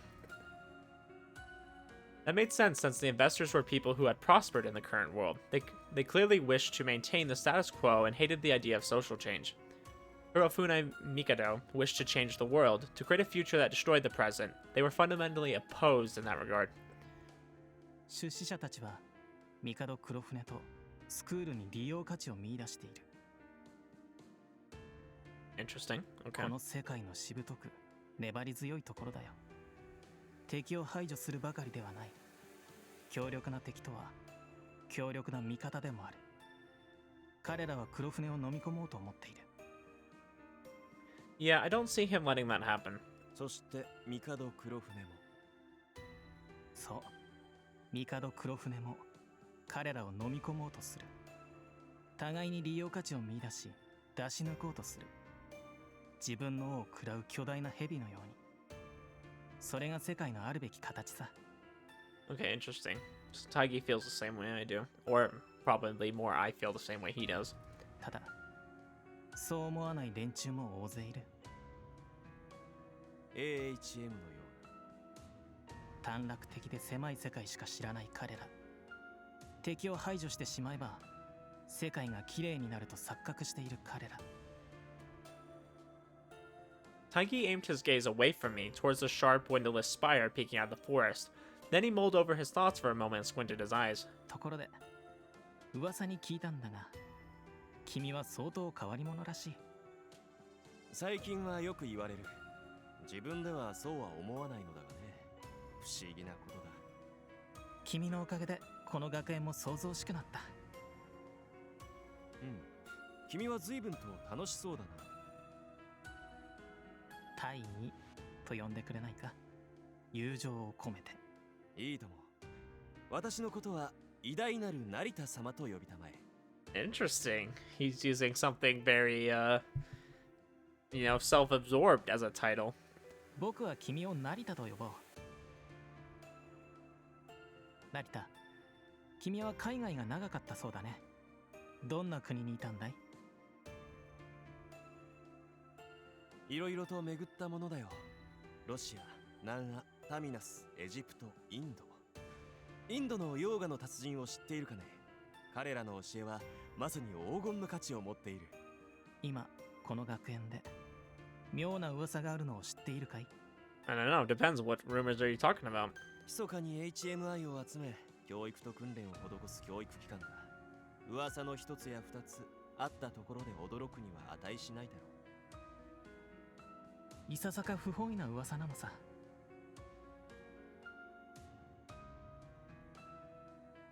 I had heard of the rumors Taigi referred to. That's one of like the first like I think mistakes I've found in this novel. I think I maybe found one before that. They were about mysterious silhouettes that appeared late at night. The students had various theories, but it was the spirit of a student who had committed suicide or an HMI side effect. この学園で自殺した学生などいるのかね。 Taigi shrugged like I just told a bad joke. それが実は開校以来一人もいない。講義内容についていけず学籍を辞退して出ていく場合はままありはするけれどね。いかなる場所であれ、勝者があるように敗者があるのもまた真理だろう。まさに。それで先ほどの話だが、死んだ者もいないのにゴーストの類とは笑い話にもなるまい。正体見たり枯れ尾花といったところかね。僕の意見は少し違う。何かが、それとも誰かが潜んでいるのは間違いないと思っているんだ。相手に心当たりがあるというわけか。 Taigi's expression changed. It almost seemed like I'd gained his attention for the first time during the conversation. なぜそう思うんだい？大義、君という男は全くの推測でそこまで言い切る人間には見えないのでね。 That is true. この学園は敵が多い。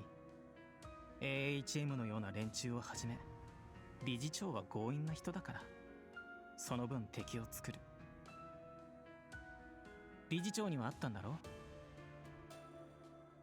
Oh, I forgot that Taigi was hiding during that meeting, so he technically didn't know he was there. Or at least not that he let on that he knew Taigi was there. But Taigi has heard their conversation. 研究校舎の事故について尋ねられたな。 I don't think Narita knows. 君がサクと空子を助けたそうだね。僕からも感謝するよ。まんざら知らない仲ではないし、もしものことがあればきっと泣いていただろう。男はおいそれと泣くものではない。悲しみに流す涙は一度で十分だ。心に留めておくといい。君の言葉は示唆に富んでいるね。さて、元の話に戻すが、謎の影、そして君の話に出た事故の件もまるで。研修校舎の爆発は事故ではないと予想してたような口ぶりだね。ただの事故とするには不審な部分が多かったのだよ。根拠はない。まだ。だけど、誰かがこの学園に入り込んでいる。敵意を持って。そう僕は推理する。大義、まるで探偵のように物事を整理するのだね。I'm glad they thought of this as like a detective, because I was kind of imagining this situation right here as like Light and L from Death Note, except I think they're on like better terms. They're like obviously not trying to like catch each other or kill each other, but it is very like kind of back and forth cat and mouse type. Like they're trying to, I don't know, like they're kind of friends, so they're kind of giving each other information, but they're also like trying to extract information, I think. そこで僕は考える。相手は何者だろうと。I guess the right way to describe it is they're picking each other's brains. How about that? この学園は外部からの侵入は厳しく制限されている。となると、相手はすでに内部にいる誰かではないかと。一番怪しいのは事故の起きる直前に転校生として学園にやってきたこの私という。The temperature around us dropped. We looked at each other with inquisitive eyes. Mikado's gaze made me think he found no value in this world, yet it was so sharp that it seemed ready to pierce my chest and glance inside. I, Shinri Narita, had a goal, and so I made a poker face and hardened my heart to the point that no one could pry my secrets from it. I knew I couldn't afford to fail here. Suddenly, the tension left the air and he smiled like he had back when we first met. でもどうやら違うらしいね。信用を得たというわけなら根拠を教えてもらえないかね。残念ながら立ち位置を考えれば自分でも怪しいと思ってしまうものだからね。簡単だよ。施設を爆破するような仕掛けをするには時間がかかる。新参の君があれだけ完璧な仕事をこなせるとは思えない。道理だな。もちろん君がそんな力を持った HMI だという可能性もある。思い込みは事件の解決を遠ざける。すべてはありのまま受け止めなければならない。Yeah, I mean, that's not something you can really, like, plan for, I guess. You don't really know what it is. And if, like, something changed later that made you suspect that was the case, you know, you could always come back to it. 資源だ。胸に留めておくとしよう。 Lunch break was about to end, so I turned around and made my way back to the school building. 君とはまた会いたいね、成田真理。Yeah, that was definitely a very interesting conversation. I heard him say that as I walked away. I don't know, it got, like, really intense at times.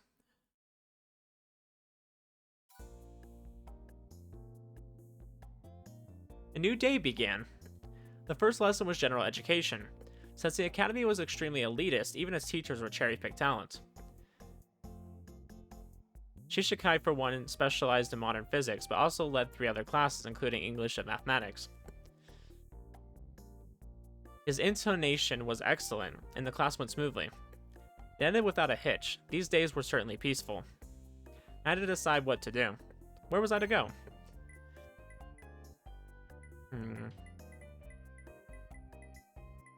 Let's see, where should I go? Go to the dorm, I guess. The academy used the most advanced VR and AR technology available. Students carried a device that doubled as a student ID and wore the contact lenses RI to utilize its full potential. For example, you could use the device to easily change the scenery, provided you did the detailed fine-tuning. You could recreate the romantic atmosphere of a real sunset by simply changing the color being displayed. It's kind of cool. I've wanted something like this in person. I think you can get glasses that do something like that. This was known as info layer technology. As long as they remained on the academy's grounds, students could use the 2 devices in unison to gain many benefits. You could call other students, email them, search for their locations, order things from the library or any of the stores. You could even add some global information onto the info layer, or in other words, place graffiti on open space for others to see. At the edge of the dorm's exterior info, there were the augmented names of the crowns. It appeared to be a modern equivalent of carving your name onto a tree. I'm wondering if you could do something very, like, Dark Souls-like. You know how they have those, like, those writings on the ground? Just, like, be like, hey, boss, inside here. Put it outside of a classroom.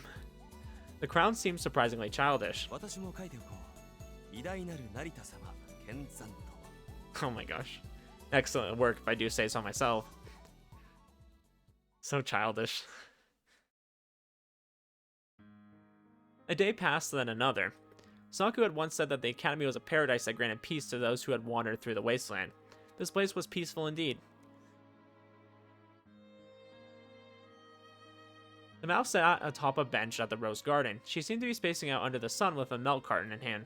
She looked as peaceful as a cat in a balcony. It appeared that even the most ferocious woman could look gentle at times. As I watched her, 3 younger girls approached Tamao and asked her something. From what I could tell, they wanted an autograph. Honest as she was, Tamao made a displeased expression, but she found herself unable to refuse them and did it just as they asked. Apparently, she had a hard time saying no to anyone. I'd seen something similar a few days ago. That girl was a junior as well, making it safe to assume she had some sort of core audience. なんだ、見てやがったのか。覗き魔、変態。俺はてめえなんか仲間だって認めてねえからな。それでこそ君らしい世話好きの玉を。Misobliging. 何言ってやがる。ぶん殴るぞ。いやいや、後輩には優しい玉を。何もそんなに照れることはないと思う。Like how he's just poking her buttons. こいつ、やっぱりやるしか。 She grabbed me by my clothes and brought her face close to mine. お前どうしてスクールに来たんだよ。 Her eyes looked different from usual. She shot the same look at me during our, I think it's supposed to be our duel, on my first day at the academy. Her bloodlust was akin to a razor tearing directly through my skin. どうしてとは？お前は普通じゃない。何か魂胆のある面だ。匂いでわかるんだよ。俺はサクたちと違って育ちが良くないからな。あいつら俺が守る。俺はサクたちみたいに甘くない。あいつらを泣かせるような真似しやがったら今度こそただじゃおかね。 Interesting.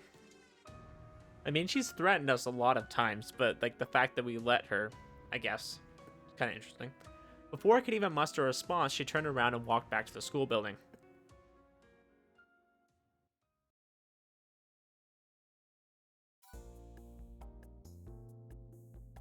Days passed by. As I walked around the main gate, I felt someone's gaze on me. But that was no big deal. I understood that I was the most talked about subject on campus. Indeed, it was my fate to attract the eyes and ears of people no matter where I went. But where was I to go? Yes, we're going to the hallway, baby. The hallway connecting to the main gate in the inner garden led to an area other than the living spaces. It was a place where students and employees could find various shops and amusement facilities. 成田さん、自分変態を発見しました。標本にしようか考えてしまいます。 Hey, after we just had that moment together, you know, so many days 二 ago, 人で買い物かね？ be nicer to me. Mitori and Eru seemed to be heading in that direction. 私は高崎さんのお付き合いで。高崎さん、買い物に行かれるたびに自分で持てないほど買ってこられますのよ。 He does buy a lot, I can vouch for that. 買うものがいっぱいなのです。うん。確か食材の類なら注文すれば寮に届けてくれるはずだが。Yeah, I think the least the school can do is like, if you buy something on campus, they'll deliver it to you. It's not that far. そんな主婦おばさんみたいな買い物はしません。ここの購買は品揃えがいいので、グラスや小皿なんかも見応えがあるのです。 And if she bought a lot, she couldn't take them back by そうい herself. うことなら空子に頼めば喜んでついてきそうではないかね。それはそうなのですけれど。空子は喜びすぎて、隙を見ては自分をインゴリモンゴリしようとするので却下です。 Yeah, it's kind of interesting. Like, I feel like Mitori, we know what her halo is, which is kind of more than we know about most people besides Soriko. But as far as, like, personally, we don't really know much about her. Interesting. 可愛いものを見ると止まらないたちなのだ。許してやってくれたまえ。どうして成田は上から目線でたまえと。これは失敬をした。そろそろ参りましょう。では失礼いたします。成田さん。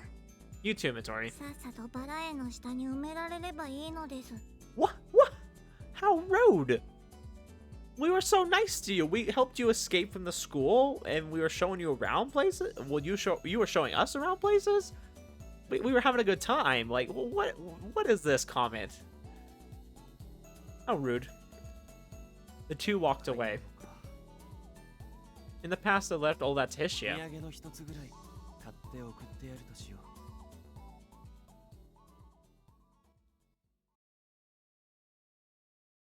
Well, I thought it was saying something about Hishia in the hallway. That's why I clicked on it. Maybe that's because we're sending her something. Maybe that gives us, like, I don't know, more points up there. I had to decide what to do. Where was I to go?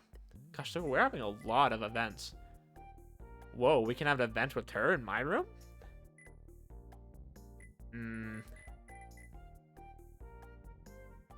Dang, I kind of want to go to the plant, though.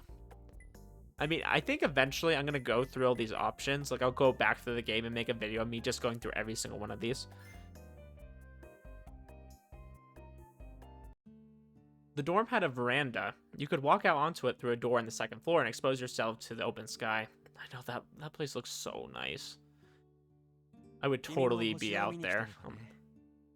Have you come to take a look at the stars as well? 成田。It was past lights out, yet there was someone on the veranda. 人が規則違反をしていいのかね。自分はどうなの？今が何時か分かってるんでしょ？私はもともと問題児だ。規則も正義も一個だにしない。私が従うのは私の信じるものだけだ。That's pretty true. まったく。あなたってあなたみたいな生き方。自由で気まぐれで。自由には責任がつきまとう。好きに生きるとは自分しか頼れないと同じ意味だよ。うん。なんとなくわかる。Saku gazed up at the stars, her eyes filled with either yearning or pain. 星は遠いわね。君はすでにエトワールだ。そう言われてるだけよ。そうありたいと思うけど、いつか本物の輝けるものになりたい。君ならきっと届くだろう。星にでも虹にでも、いつか必ず。That conversation happened under a beautiful starry sky. You know, I'm always down for some wholesome Saku moments.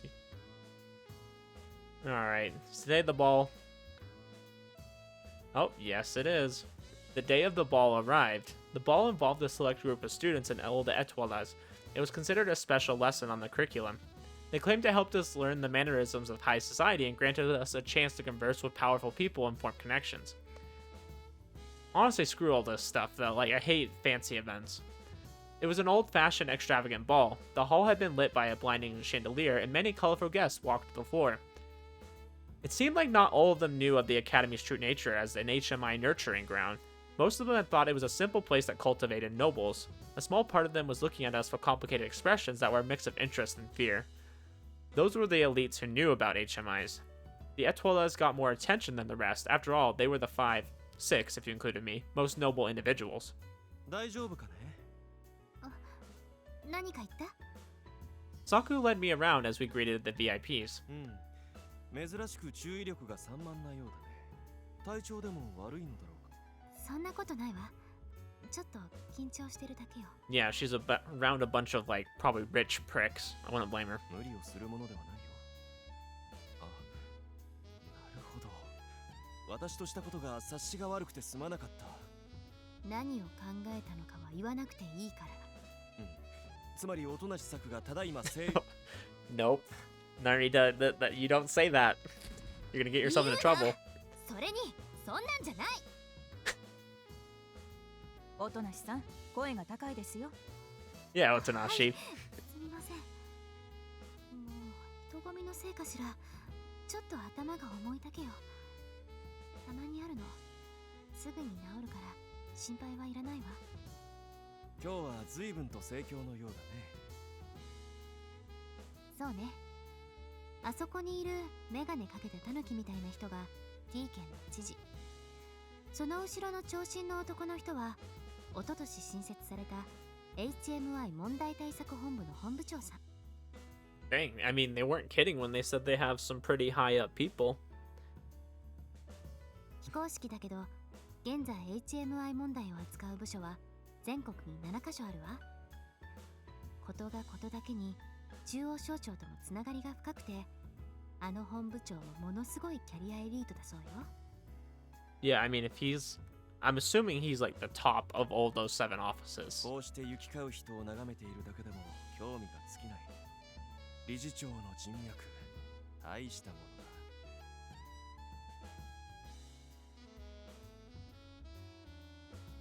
A chubby middle-aged man parted the crowd and grabbed Soriko. I figured it was one of those rumored perverts at first, but that wasn't the case.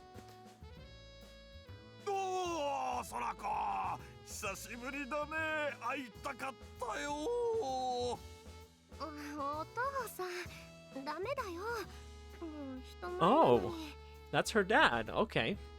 おー、久しぶりで水入らず娘と会えたというのに、そんな悲しいことを言われるとは。But where the frick did she get this glowing blonde hair? 水いらずじゃねえっつの。彼がソラコのええ、空子のお父さんなんだけど、いつもあの調子で。変態です。最悪です。Can always count on Eru to give you the real commentary. After her father finished expressing his love for her, Sorako found a chance to introduce us. 成田くん、僕の父の桂木新山。お父さん、こちらは転校生で6人目のエトワールの成田真理くん。おお、これは初めまして。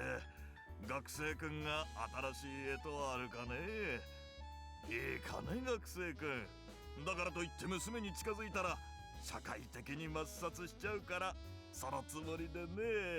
Too late. はじめまして、成田真理だ。どこの腐った樽かと思ったが、空子が父親に出ないのは不幸中の幸いだ。We both laughed out loud and exchanged a handshake. でもお父さん、今夜の夜会に招待されてたんだ。ああ、いや、そういうわけではないんだが、ちょっと仕事でこの学園に用事があって、ついでに空子の顔も見たくなってね。仕事というと、桂木氏は何を営んでおられるのかな。私の家はこれでも建築関係でそこそこの。なあ、聞いたことはないかね。桂木デザイン、国内でも相応の評価、いずれは世界に羽ばたくこの企業。 Interesting. Okay. 自分で言うか、普通。Hey, nothing wrong with a little gloating if you have some talent. Obviously, he's got a very well-established business. 空子の父はあの通り成金畑から出てきた歩く樽ですので。桂木デザイン。なるほど、噂には聞いているとも。かねてから興味があったのだがね。Katsuragi Construction was once a minor rural construction company, but it had risen into prominence 7 years ago. Interesting. 7 years ago. Katsuragi Design branched off from that about 5 years ago. Their designs incorporated traditional Japanese architecture styles without restraint, and their innovative buildings breathed new life into the construction industry, vaulting them to the very top among competition. おお、もしかすると学生くんは建築志望の学生かね。若いうちは何にでも興味を持つのはいいことだと思う。No, I'm sorry. We got some bigger plans going on. 成田くん、もしかして建築とか好きなんだ。個人的な思考の問題ではないのだよ。古い屋敷を処分して新しい家を建てるなら、噂のデザインを一度試してみるのもいいかもしれないと思っていただけでね。あ学生くんは夢があっておろし、空子の知り合いならまあ多少は考えてあげないこともないとは。相談に乗ってあげるとも。I mean, apparently we have enough money to, because we're paying that guy 10 million yen, and we bought a church. Or maybe we don't have any money now. 確か写真があった。 I pulled out a photo of out of my pocket and showed it to him. どれどれ。どうかね。これを処分して新しい屋敷を建て替えるとすると、いかほどの仕事になるだろう。 Why is he making that face? What does it look like? お父さん、どうかした？ Shinzen Katsuragi turned red and started shivering so badly that his daughter had started to worry. これがそうだと。 Gosh, is it like a really famous building? 間違いないが、何か不審かね。他愛のない代物には違いないが、私も友人の父上なら信頼がおける。一度見積もってもらえないだろうか。と言っても、私にはそちらのことはわからない。管理財団に一度連絡を取ってもらうことになるだろうが。He took my business card with his shaky hands. He seemed uncertain about the venture, but I could tell he smelled a golden opportunity. 後で確認させていただいても構わないですかな、ミスター。成田だ。成田真理。もちろんだとも。友人の父上であれば、私も信頼してお願いすることができる。 Now I'm really curious what this looked like if he was so shocked by it. もちろんですとも。ああ、まったく。そらこ、私は少し用があるのでね、くれぐれも成田氏に粗相のないように。The shift in his attitude made Sorako want to ask what happened. Yeah, there was a big shift. However, Shinsen Katsuragi waddled away like a penguin before she had the chance. 成田くん、もしかしてすごい人？お父さんものすごく興奮してたけど。Yeah, he's gotta have stupid amounts of money. 海外に多少の資産を持っているのだよ。些細なものだとも。遺産で受け取ったが扱いに困る代物でね、処分しなければならないと思っていたところだった。意外というか、さもありなんというか。成田が成金。なんかムカつく。I mean, I would imagine a lot of the kids here in this kind of school would be rich. I mean, obviously you get in based on merits, but I'm sure you would have money if you have something worth, getting into the school for. やっかみみたいでみっともないのでやめてください。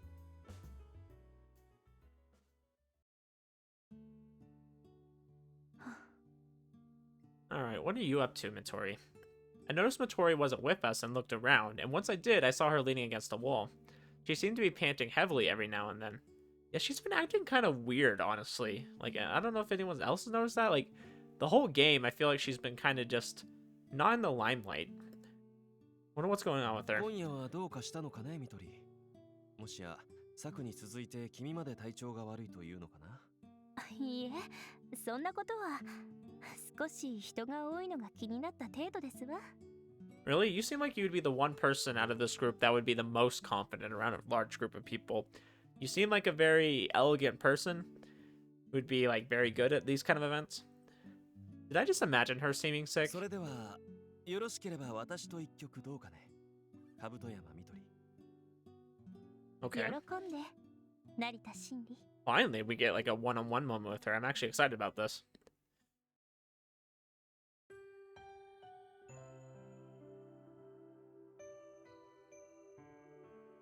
We danced a slow waltz with her smiling face right next to mine. どうやら君も昨と同じで肩の力の入りすぎている人種のようだ。たまには力を抜いてはどうかね。あら、このままが私の人となりですわ。生まれてよりこの方ずっとこうしてきましたの。それはなかなか大したものだ。するとみとり、君は相応の家柄の生まれかね。そうですわね。我が兜山家は九州で古くから剣を誇っております。九州、確か今は大変だと聞いているが。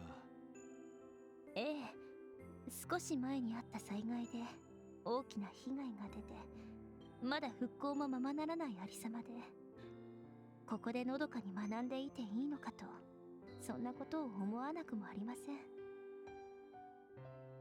私は生まれた時からの HMI、先天者の HMI の多くはそのような血筋のものが多いのですけれど、兜山家は歴史こそあれごく普通の家です。そのような血筋というと、いわゆる魔性、あるいは化粧、古くは鬼やつきものの類と言われてきた血筋たちですわ。人ならざる者が実在していたのかは知りませんが、兜山家は常人でしたが、私が生まれました。これも新しい時代に生きよという天命でしょう。I mean, and to be fair, you have a pretty strong offensive ability. 兜山の家は私一人が実家におらずとも十二分に回ります。今も故郷を一日も早く蘇らせようと皆額に汗しておりますでしょう。私が戻ったところでさしたる力になれるわけもなし、また私のハローでは多くの人の苦難や貧しさを救えるわけもありません。Yeah, I suppose not. 私にとってここで学ぶことこそ戦いです。この学園で学び得る力は、それは間違いなく人を救う力となるでしょう。そのために今は耐えて学んでおります。I mean, this is very sudden, but I'm glad to learn more about her backstory. そして一日も早くノーブルとしてこの学園を旅立って、私は大好きな故郷に、荒れてしまった土地にもう一度花を咲かせるのです。That's actually very humble and respectable of you. I like it. 私事のつまらない話をしてしまいました。申し訳ありません、成田さん。I like that her ambitions aren't like anything crazy. Like she's just trying to become a better person here, and then she's gonna go back to, you know, her homeland and try to make it a better place. I mean, awesome. 素晴らしい話だったとも、カブト山みとり。君には進むべき道が見えているのだね。私の好みと命は故郷のために費やすのです。ですから私は幸せなのですわ。困難で長い道であれ、己の定めた進むべき道が見えているのですもの。君はすでに学ぶべきものを学んでいるようだ。自分のために、そして誰かのために等しく生きられる者こそ、ノーブルの名はふさわしい。She smiled. Her path would not be easy, but she already knew that. She had made her choice and proudly decided to follow it without regret. 君の行く道に幸あらぬこと。成田さんにもなすべきことがありますの？ Seeing her pure smile as she asked that question gnawed at my heart.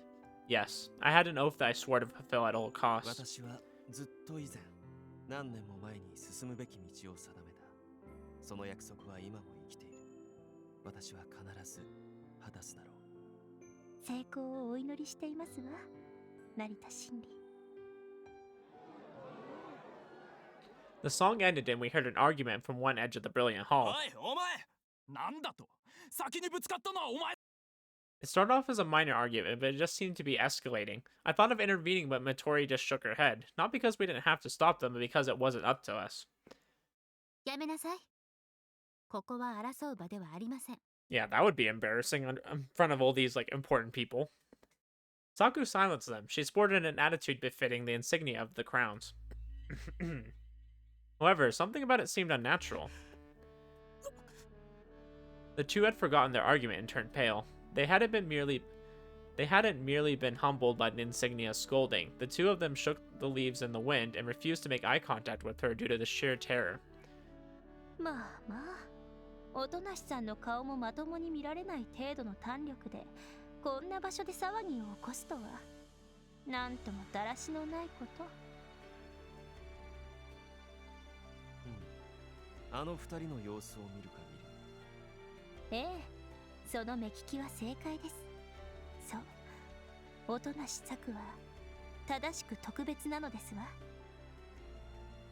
The insignia of the crowns, the person who claimed the title was more than just powerful. She had what it took to make HMIs who had been handpicked for this ball instantly freeze and forget their petty squabbles. なるほど。ますます興味深い。恐れられませんの？このスクールでも彼女は極めつけの特別。顔を見るのさえ怖いというお方もおられますわよ。Nah, we're not afraid of her at all, honestly. もちろん、おとなしさんはあの通りの気性ですから、普通に人望もありますけれど。未知なる力を恐れるのかね。まさかだな。未知とは常に私の心を高ぶらせてくれるものなんだよ。さすがは成田さんですわ。おとなしさんは特別だからこそ、スクールでも私たちの他に対等に話せる相手などおりませんでした。あなたのように正面から彼女にぶつかってくださる方など皆無と言ってよかったのです。 Mitori said goodbye, then gracefully walked off into the crowd. That was nice. I'm glad we finally had like a one-on-one moment with her. And we ended up like talking about quite a bit. Got to know a little bit more of her backstory, and she got to know a little bit of ours. So that's nice. As I watched her, I noticed her hand silently reach for a beautiful flower decorating a table. Once she had it in her grasp, she crushed it. The action was so unlike her that I couldn't look away. Then, as if nothing had happened, she mixed into the crowd and I lost sight of her. Okay, that's a little ominous. Hirofune Mikado was in attendance. The rugged man didn't even smile amidst the extravagant event. His face remained the same as I'd seen it back in his office. Shinsen and Kazuraki walked up to him. I couldn't hear them over the sounds of the ball, but I roughly understood their conversation by reading their lips. I want you to introduce me to the group. I know, just wait for a better chance. Of course, I'm not rushing you, we're friends here. I would like to keep supporting Tenkawa Noble Academy. Katsuragi, I appreciate your business. Soon they were interrupted by someone else. Chairman, can I have a moment? Of course, we just finished talking. I'll be taking my leave. Miss Tokino seemed distraught, which meant something unexpected had happened. The two of them disappeared through the hall's exit. Apparently, he'd done far more than I expected. In that case, it was finally time to raise the curtains. 成田もういつの間にかいなくなってどこへ行ったんだろう Yeah, we disappeared a while ago. くそちくしょう Oh frick, what's going on here? The man was making his escape. The sound of the engine pushed to its limit rendered the night air. He was driving so fast that he risked falling off the mountain pass.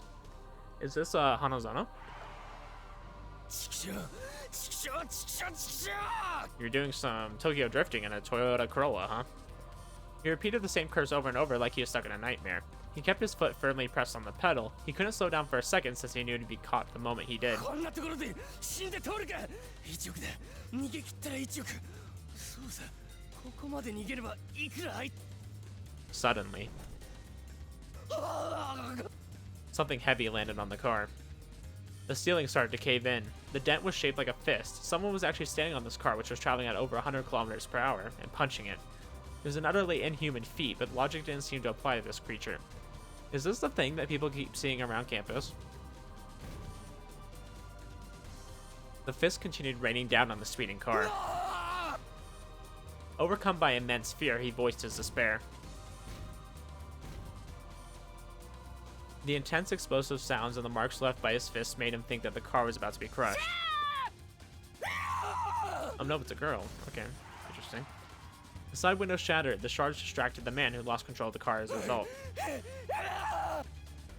He'd feared falling off the cliff, but the devil above him seemed far more scarier. The beast with the steel fist stuck to the vehicle even after it had lost control. Takashi Hanazono had noticed bloodlust. In fact, it almost seemed like it had been conveying a message. Die, a foolish action deserves appropriate punishment. The hammer of death falls upon the imbecile. He was certain that it planned to kill him. Drowning in an endless nightmare, he lost the will to even scream.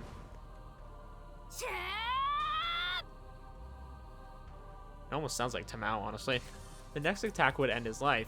He knew that for a fact. But suddenly, he regained control of the car and generated enough centrifugal force. I know what that is, I can't pronounce it. To blow the monster away. His mirror momentarily displayed a dark shadow flying into the woods at ridiculous speeds. I did it. I managed to shake it, he thought.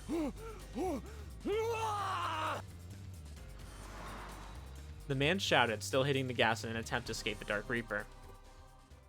That's pretty intense.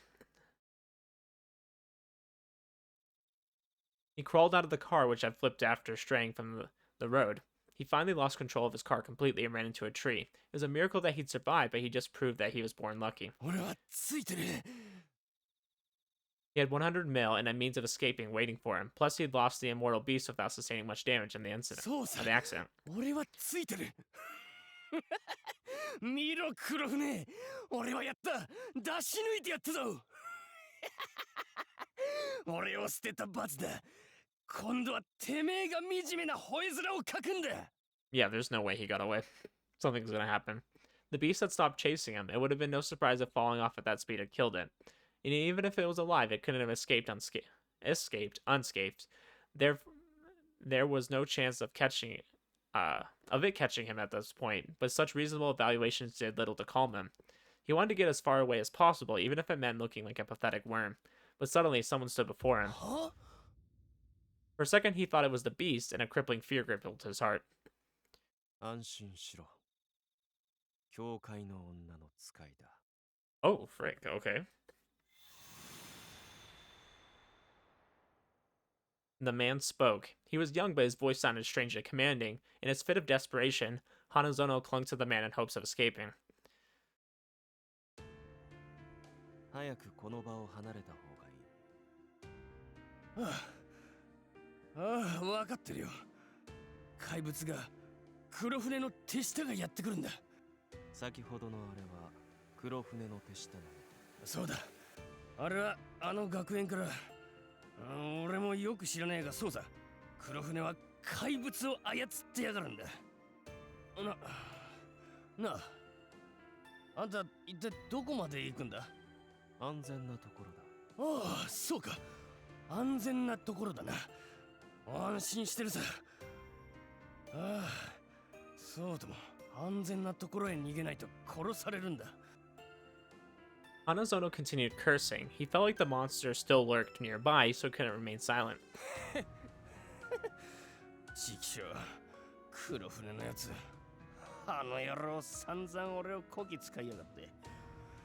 あげくに、くそ、黒船もカツラギも、あのなんとかいう女も、揃いも揃って恩知らずだもんね。The man suddenly let go of Hanazono, making him drop to the soft ground. The man's voice was different and almost felt like he'd been holding back his emotions. What is this place anyways, Hanazono thought. They were obviously deep in the forest since there was no signs of people or roads nearby. What kind of escape route was this? You just gonna take the information and, like, get rid of him? Hanazono had caught on far too late. Why did he accompany him so easily? Why did he trust this mystery man? He provided no proof that he worked for his employer, after all. I mean, he did say he was with the woman from the church. その通り。お前たちは骨の髄から畜生ども。よもや義や恩という言葉をその腐りきった下の根に登らせるとは、地獄の悪魔どもが呆れていることだろう。Hanazono didn't understand. The man clearly despised him, but he had no idea why. Oh. 私に憎まれているのがそんなに不思議か？この顔に見覚えはないか？あれから7年だ。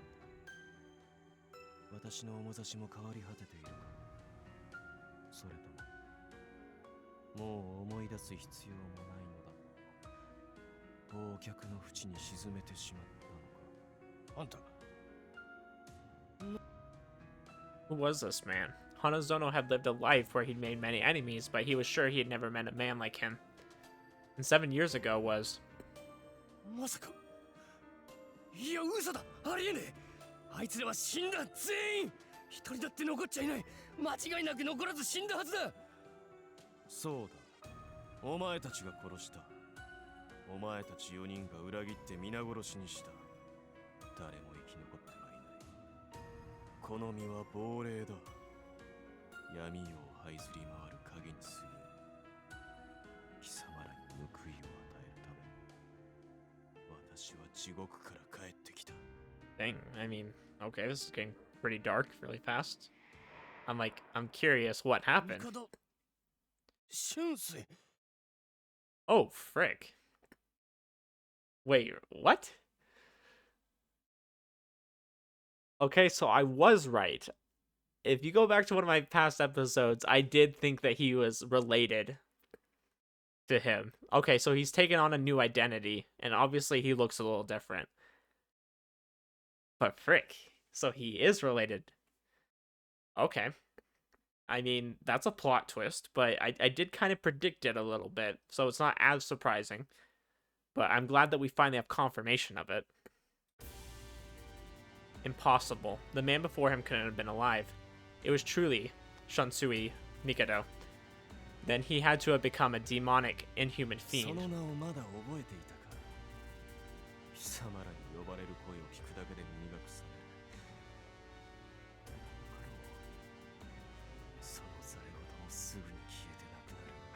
The story is finally starting to come together.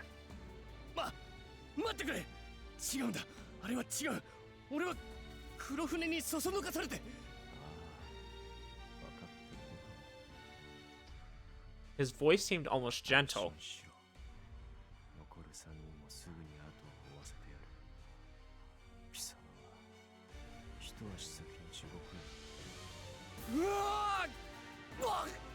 Dang. Hanazono's world turned upside down. He'd only realized that he'd been kicked in the jaw after he collapsed and smelled the dirt. The man stepped on the back of his head, making Hanazono shudder in fear.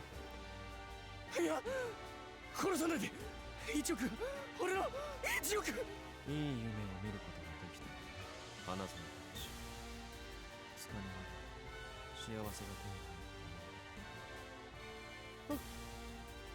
入るならばよかったわざわざ依頼をしてもお前なんでそんなこれは裁きだお前が奪ったものに対する報復だからこそわざわざ手間をかけて夢を与えてるんだこの手で奪い去るさてこれが何かわかるかお前たちが私を殺すのに使ったのと同じ銃だ貴様を殺すのはやはりこの銃とふさわしい違う俺は本当にそそのかされただけ罪には罰ふさわしき鉄槌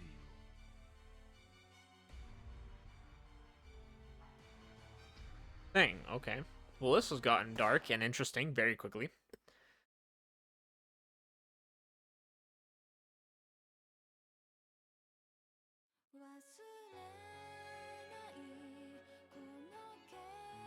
Oh, frick, and we get a video. Cool. Dang, this has been like an awesome chapter. Was that technically the end? Dang, that's one of those old, like, Japanese pistols.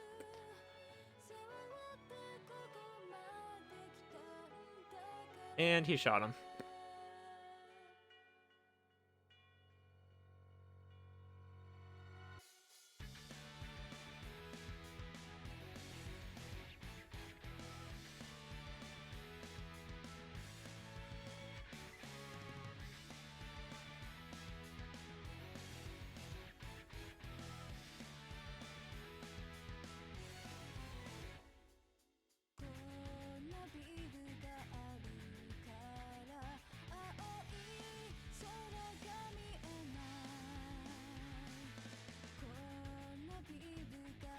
Oh, interesting. We get to see him in an actual school outfit. That's nice.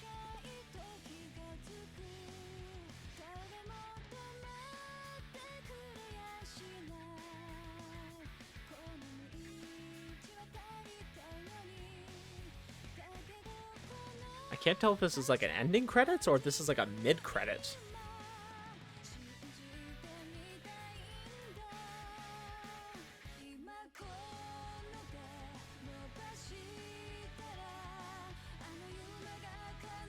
Wait, I don't think we've seen some of those scenes yet.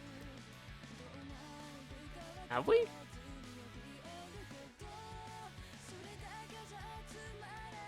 Oh, dang. They're showing us what's coming up next. Like, some of these scenes we've seen, some of them we have not. Gosh, this looks so hype.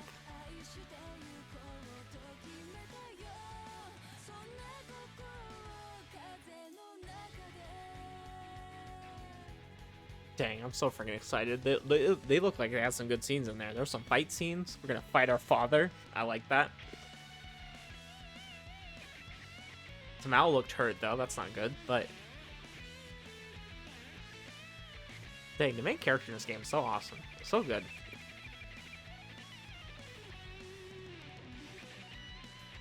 Dang, and the song is pretty dope. I'll say that too. Oh, hold up. What? What?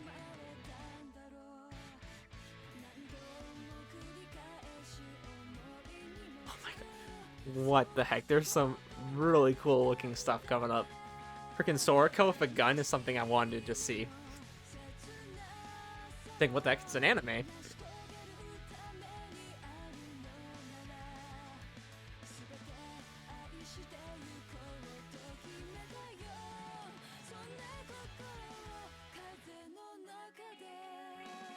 What the frick? That was so hype.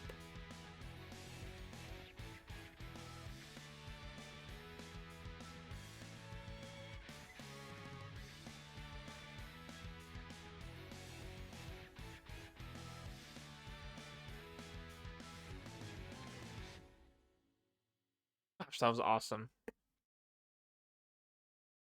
If we got all that coming up ahead, dang, we got some good stuff.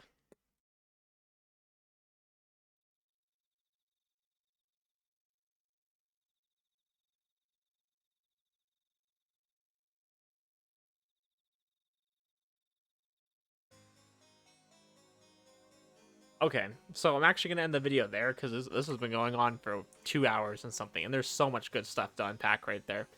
But anyways, guys, I hope you're enjoying that. I'm definitely enjoying that. I'm looking forward to all those scenes we just saw. If that's what's coming up, like, we're in for a treat. So anyways, guys, I will see you in the next one.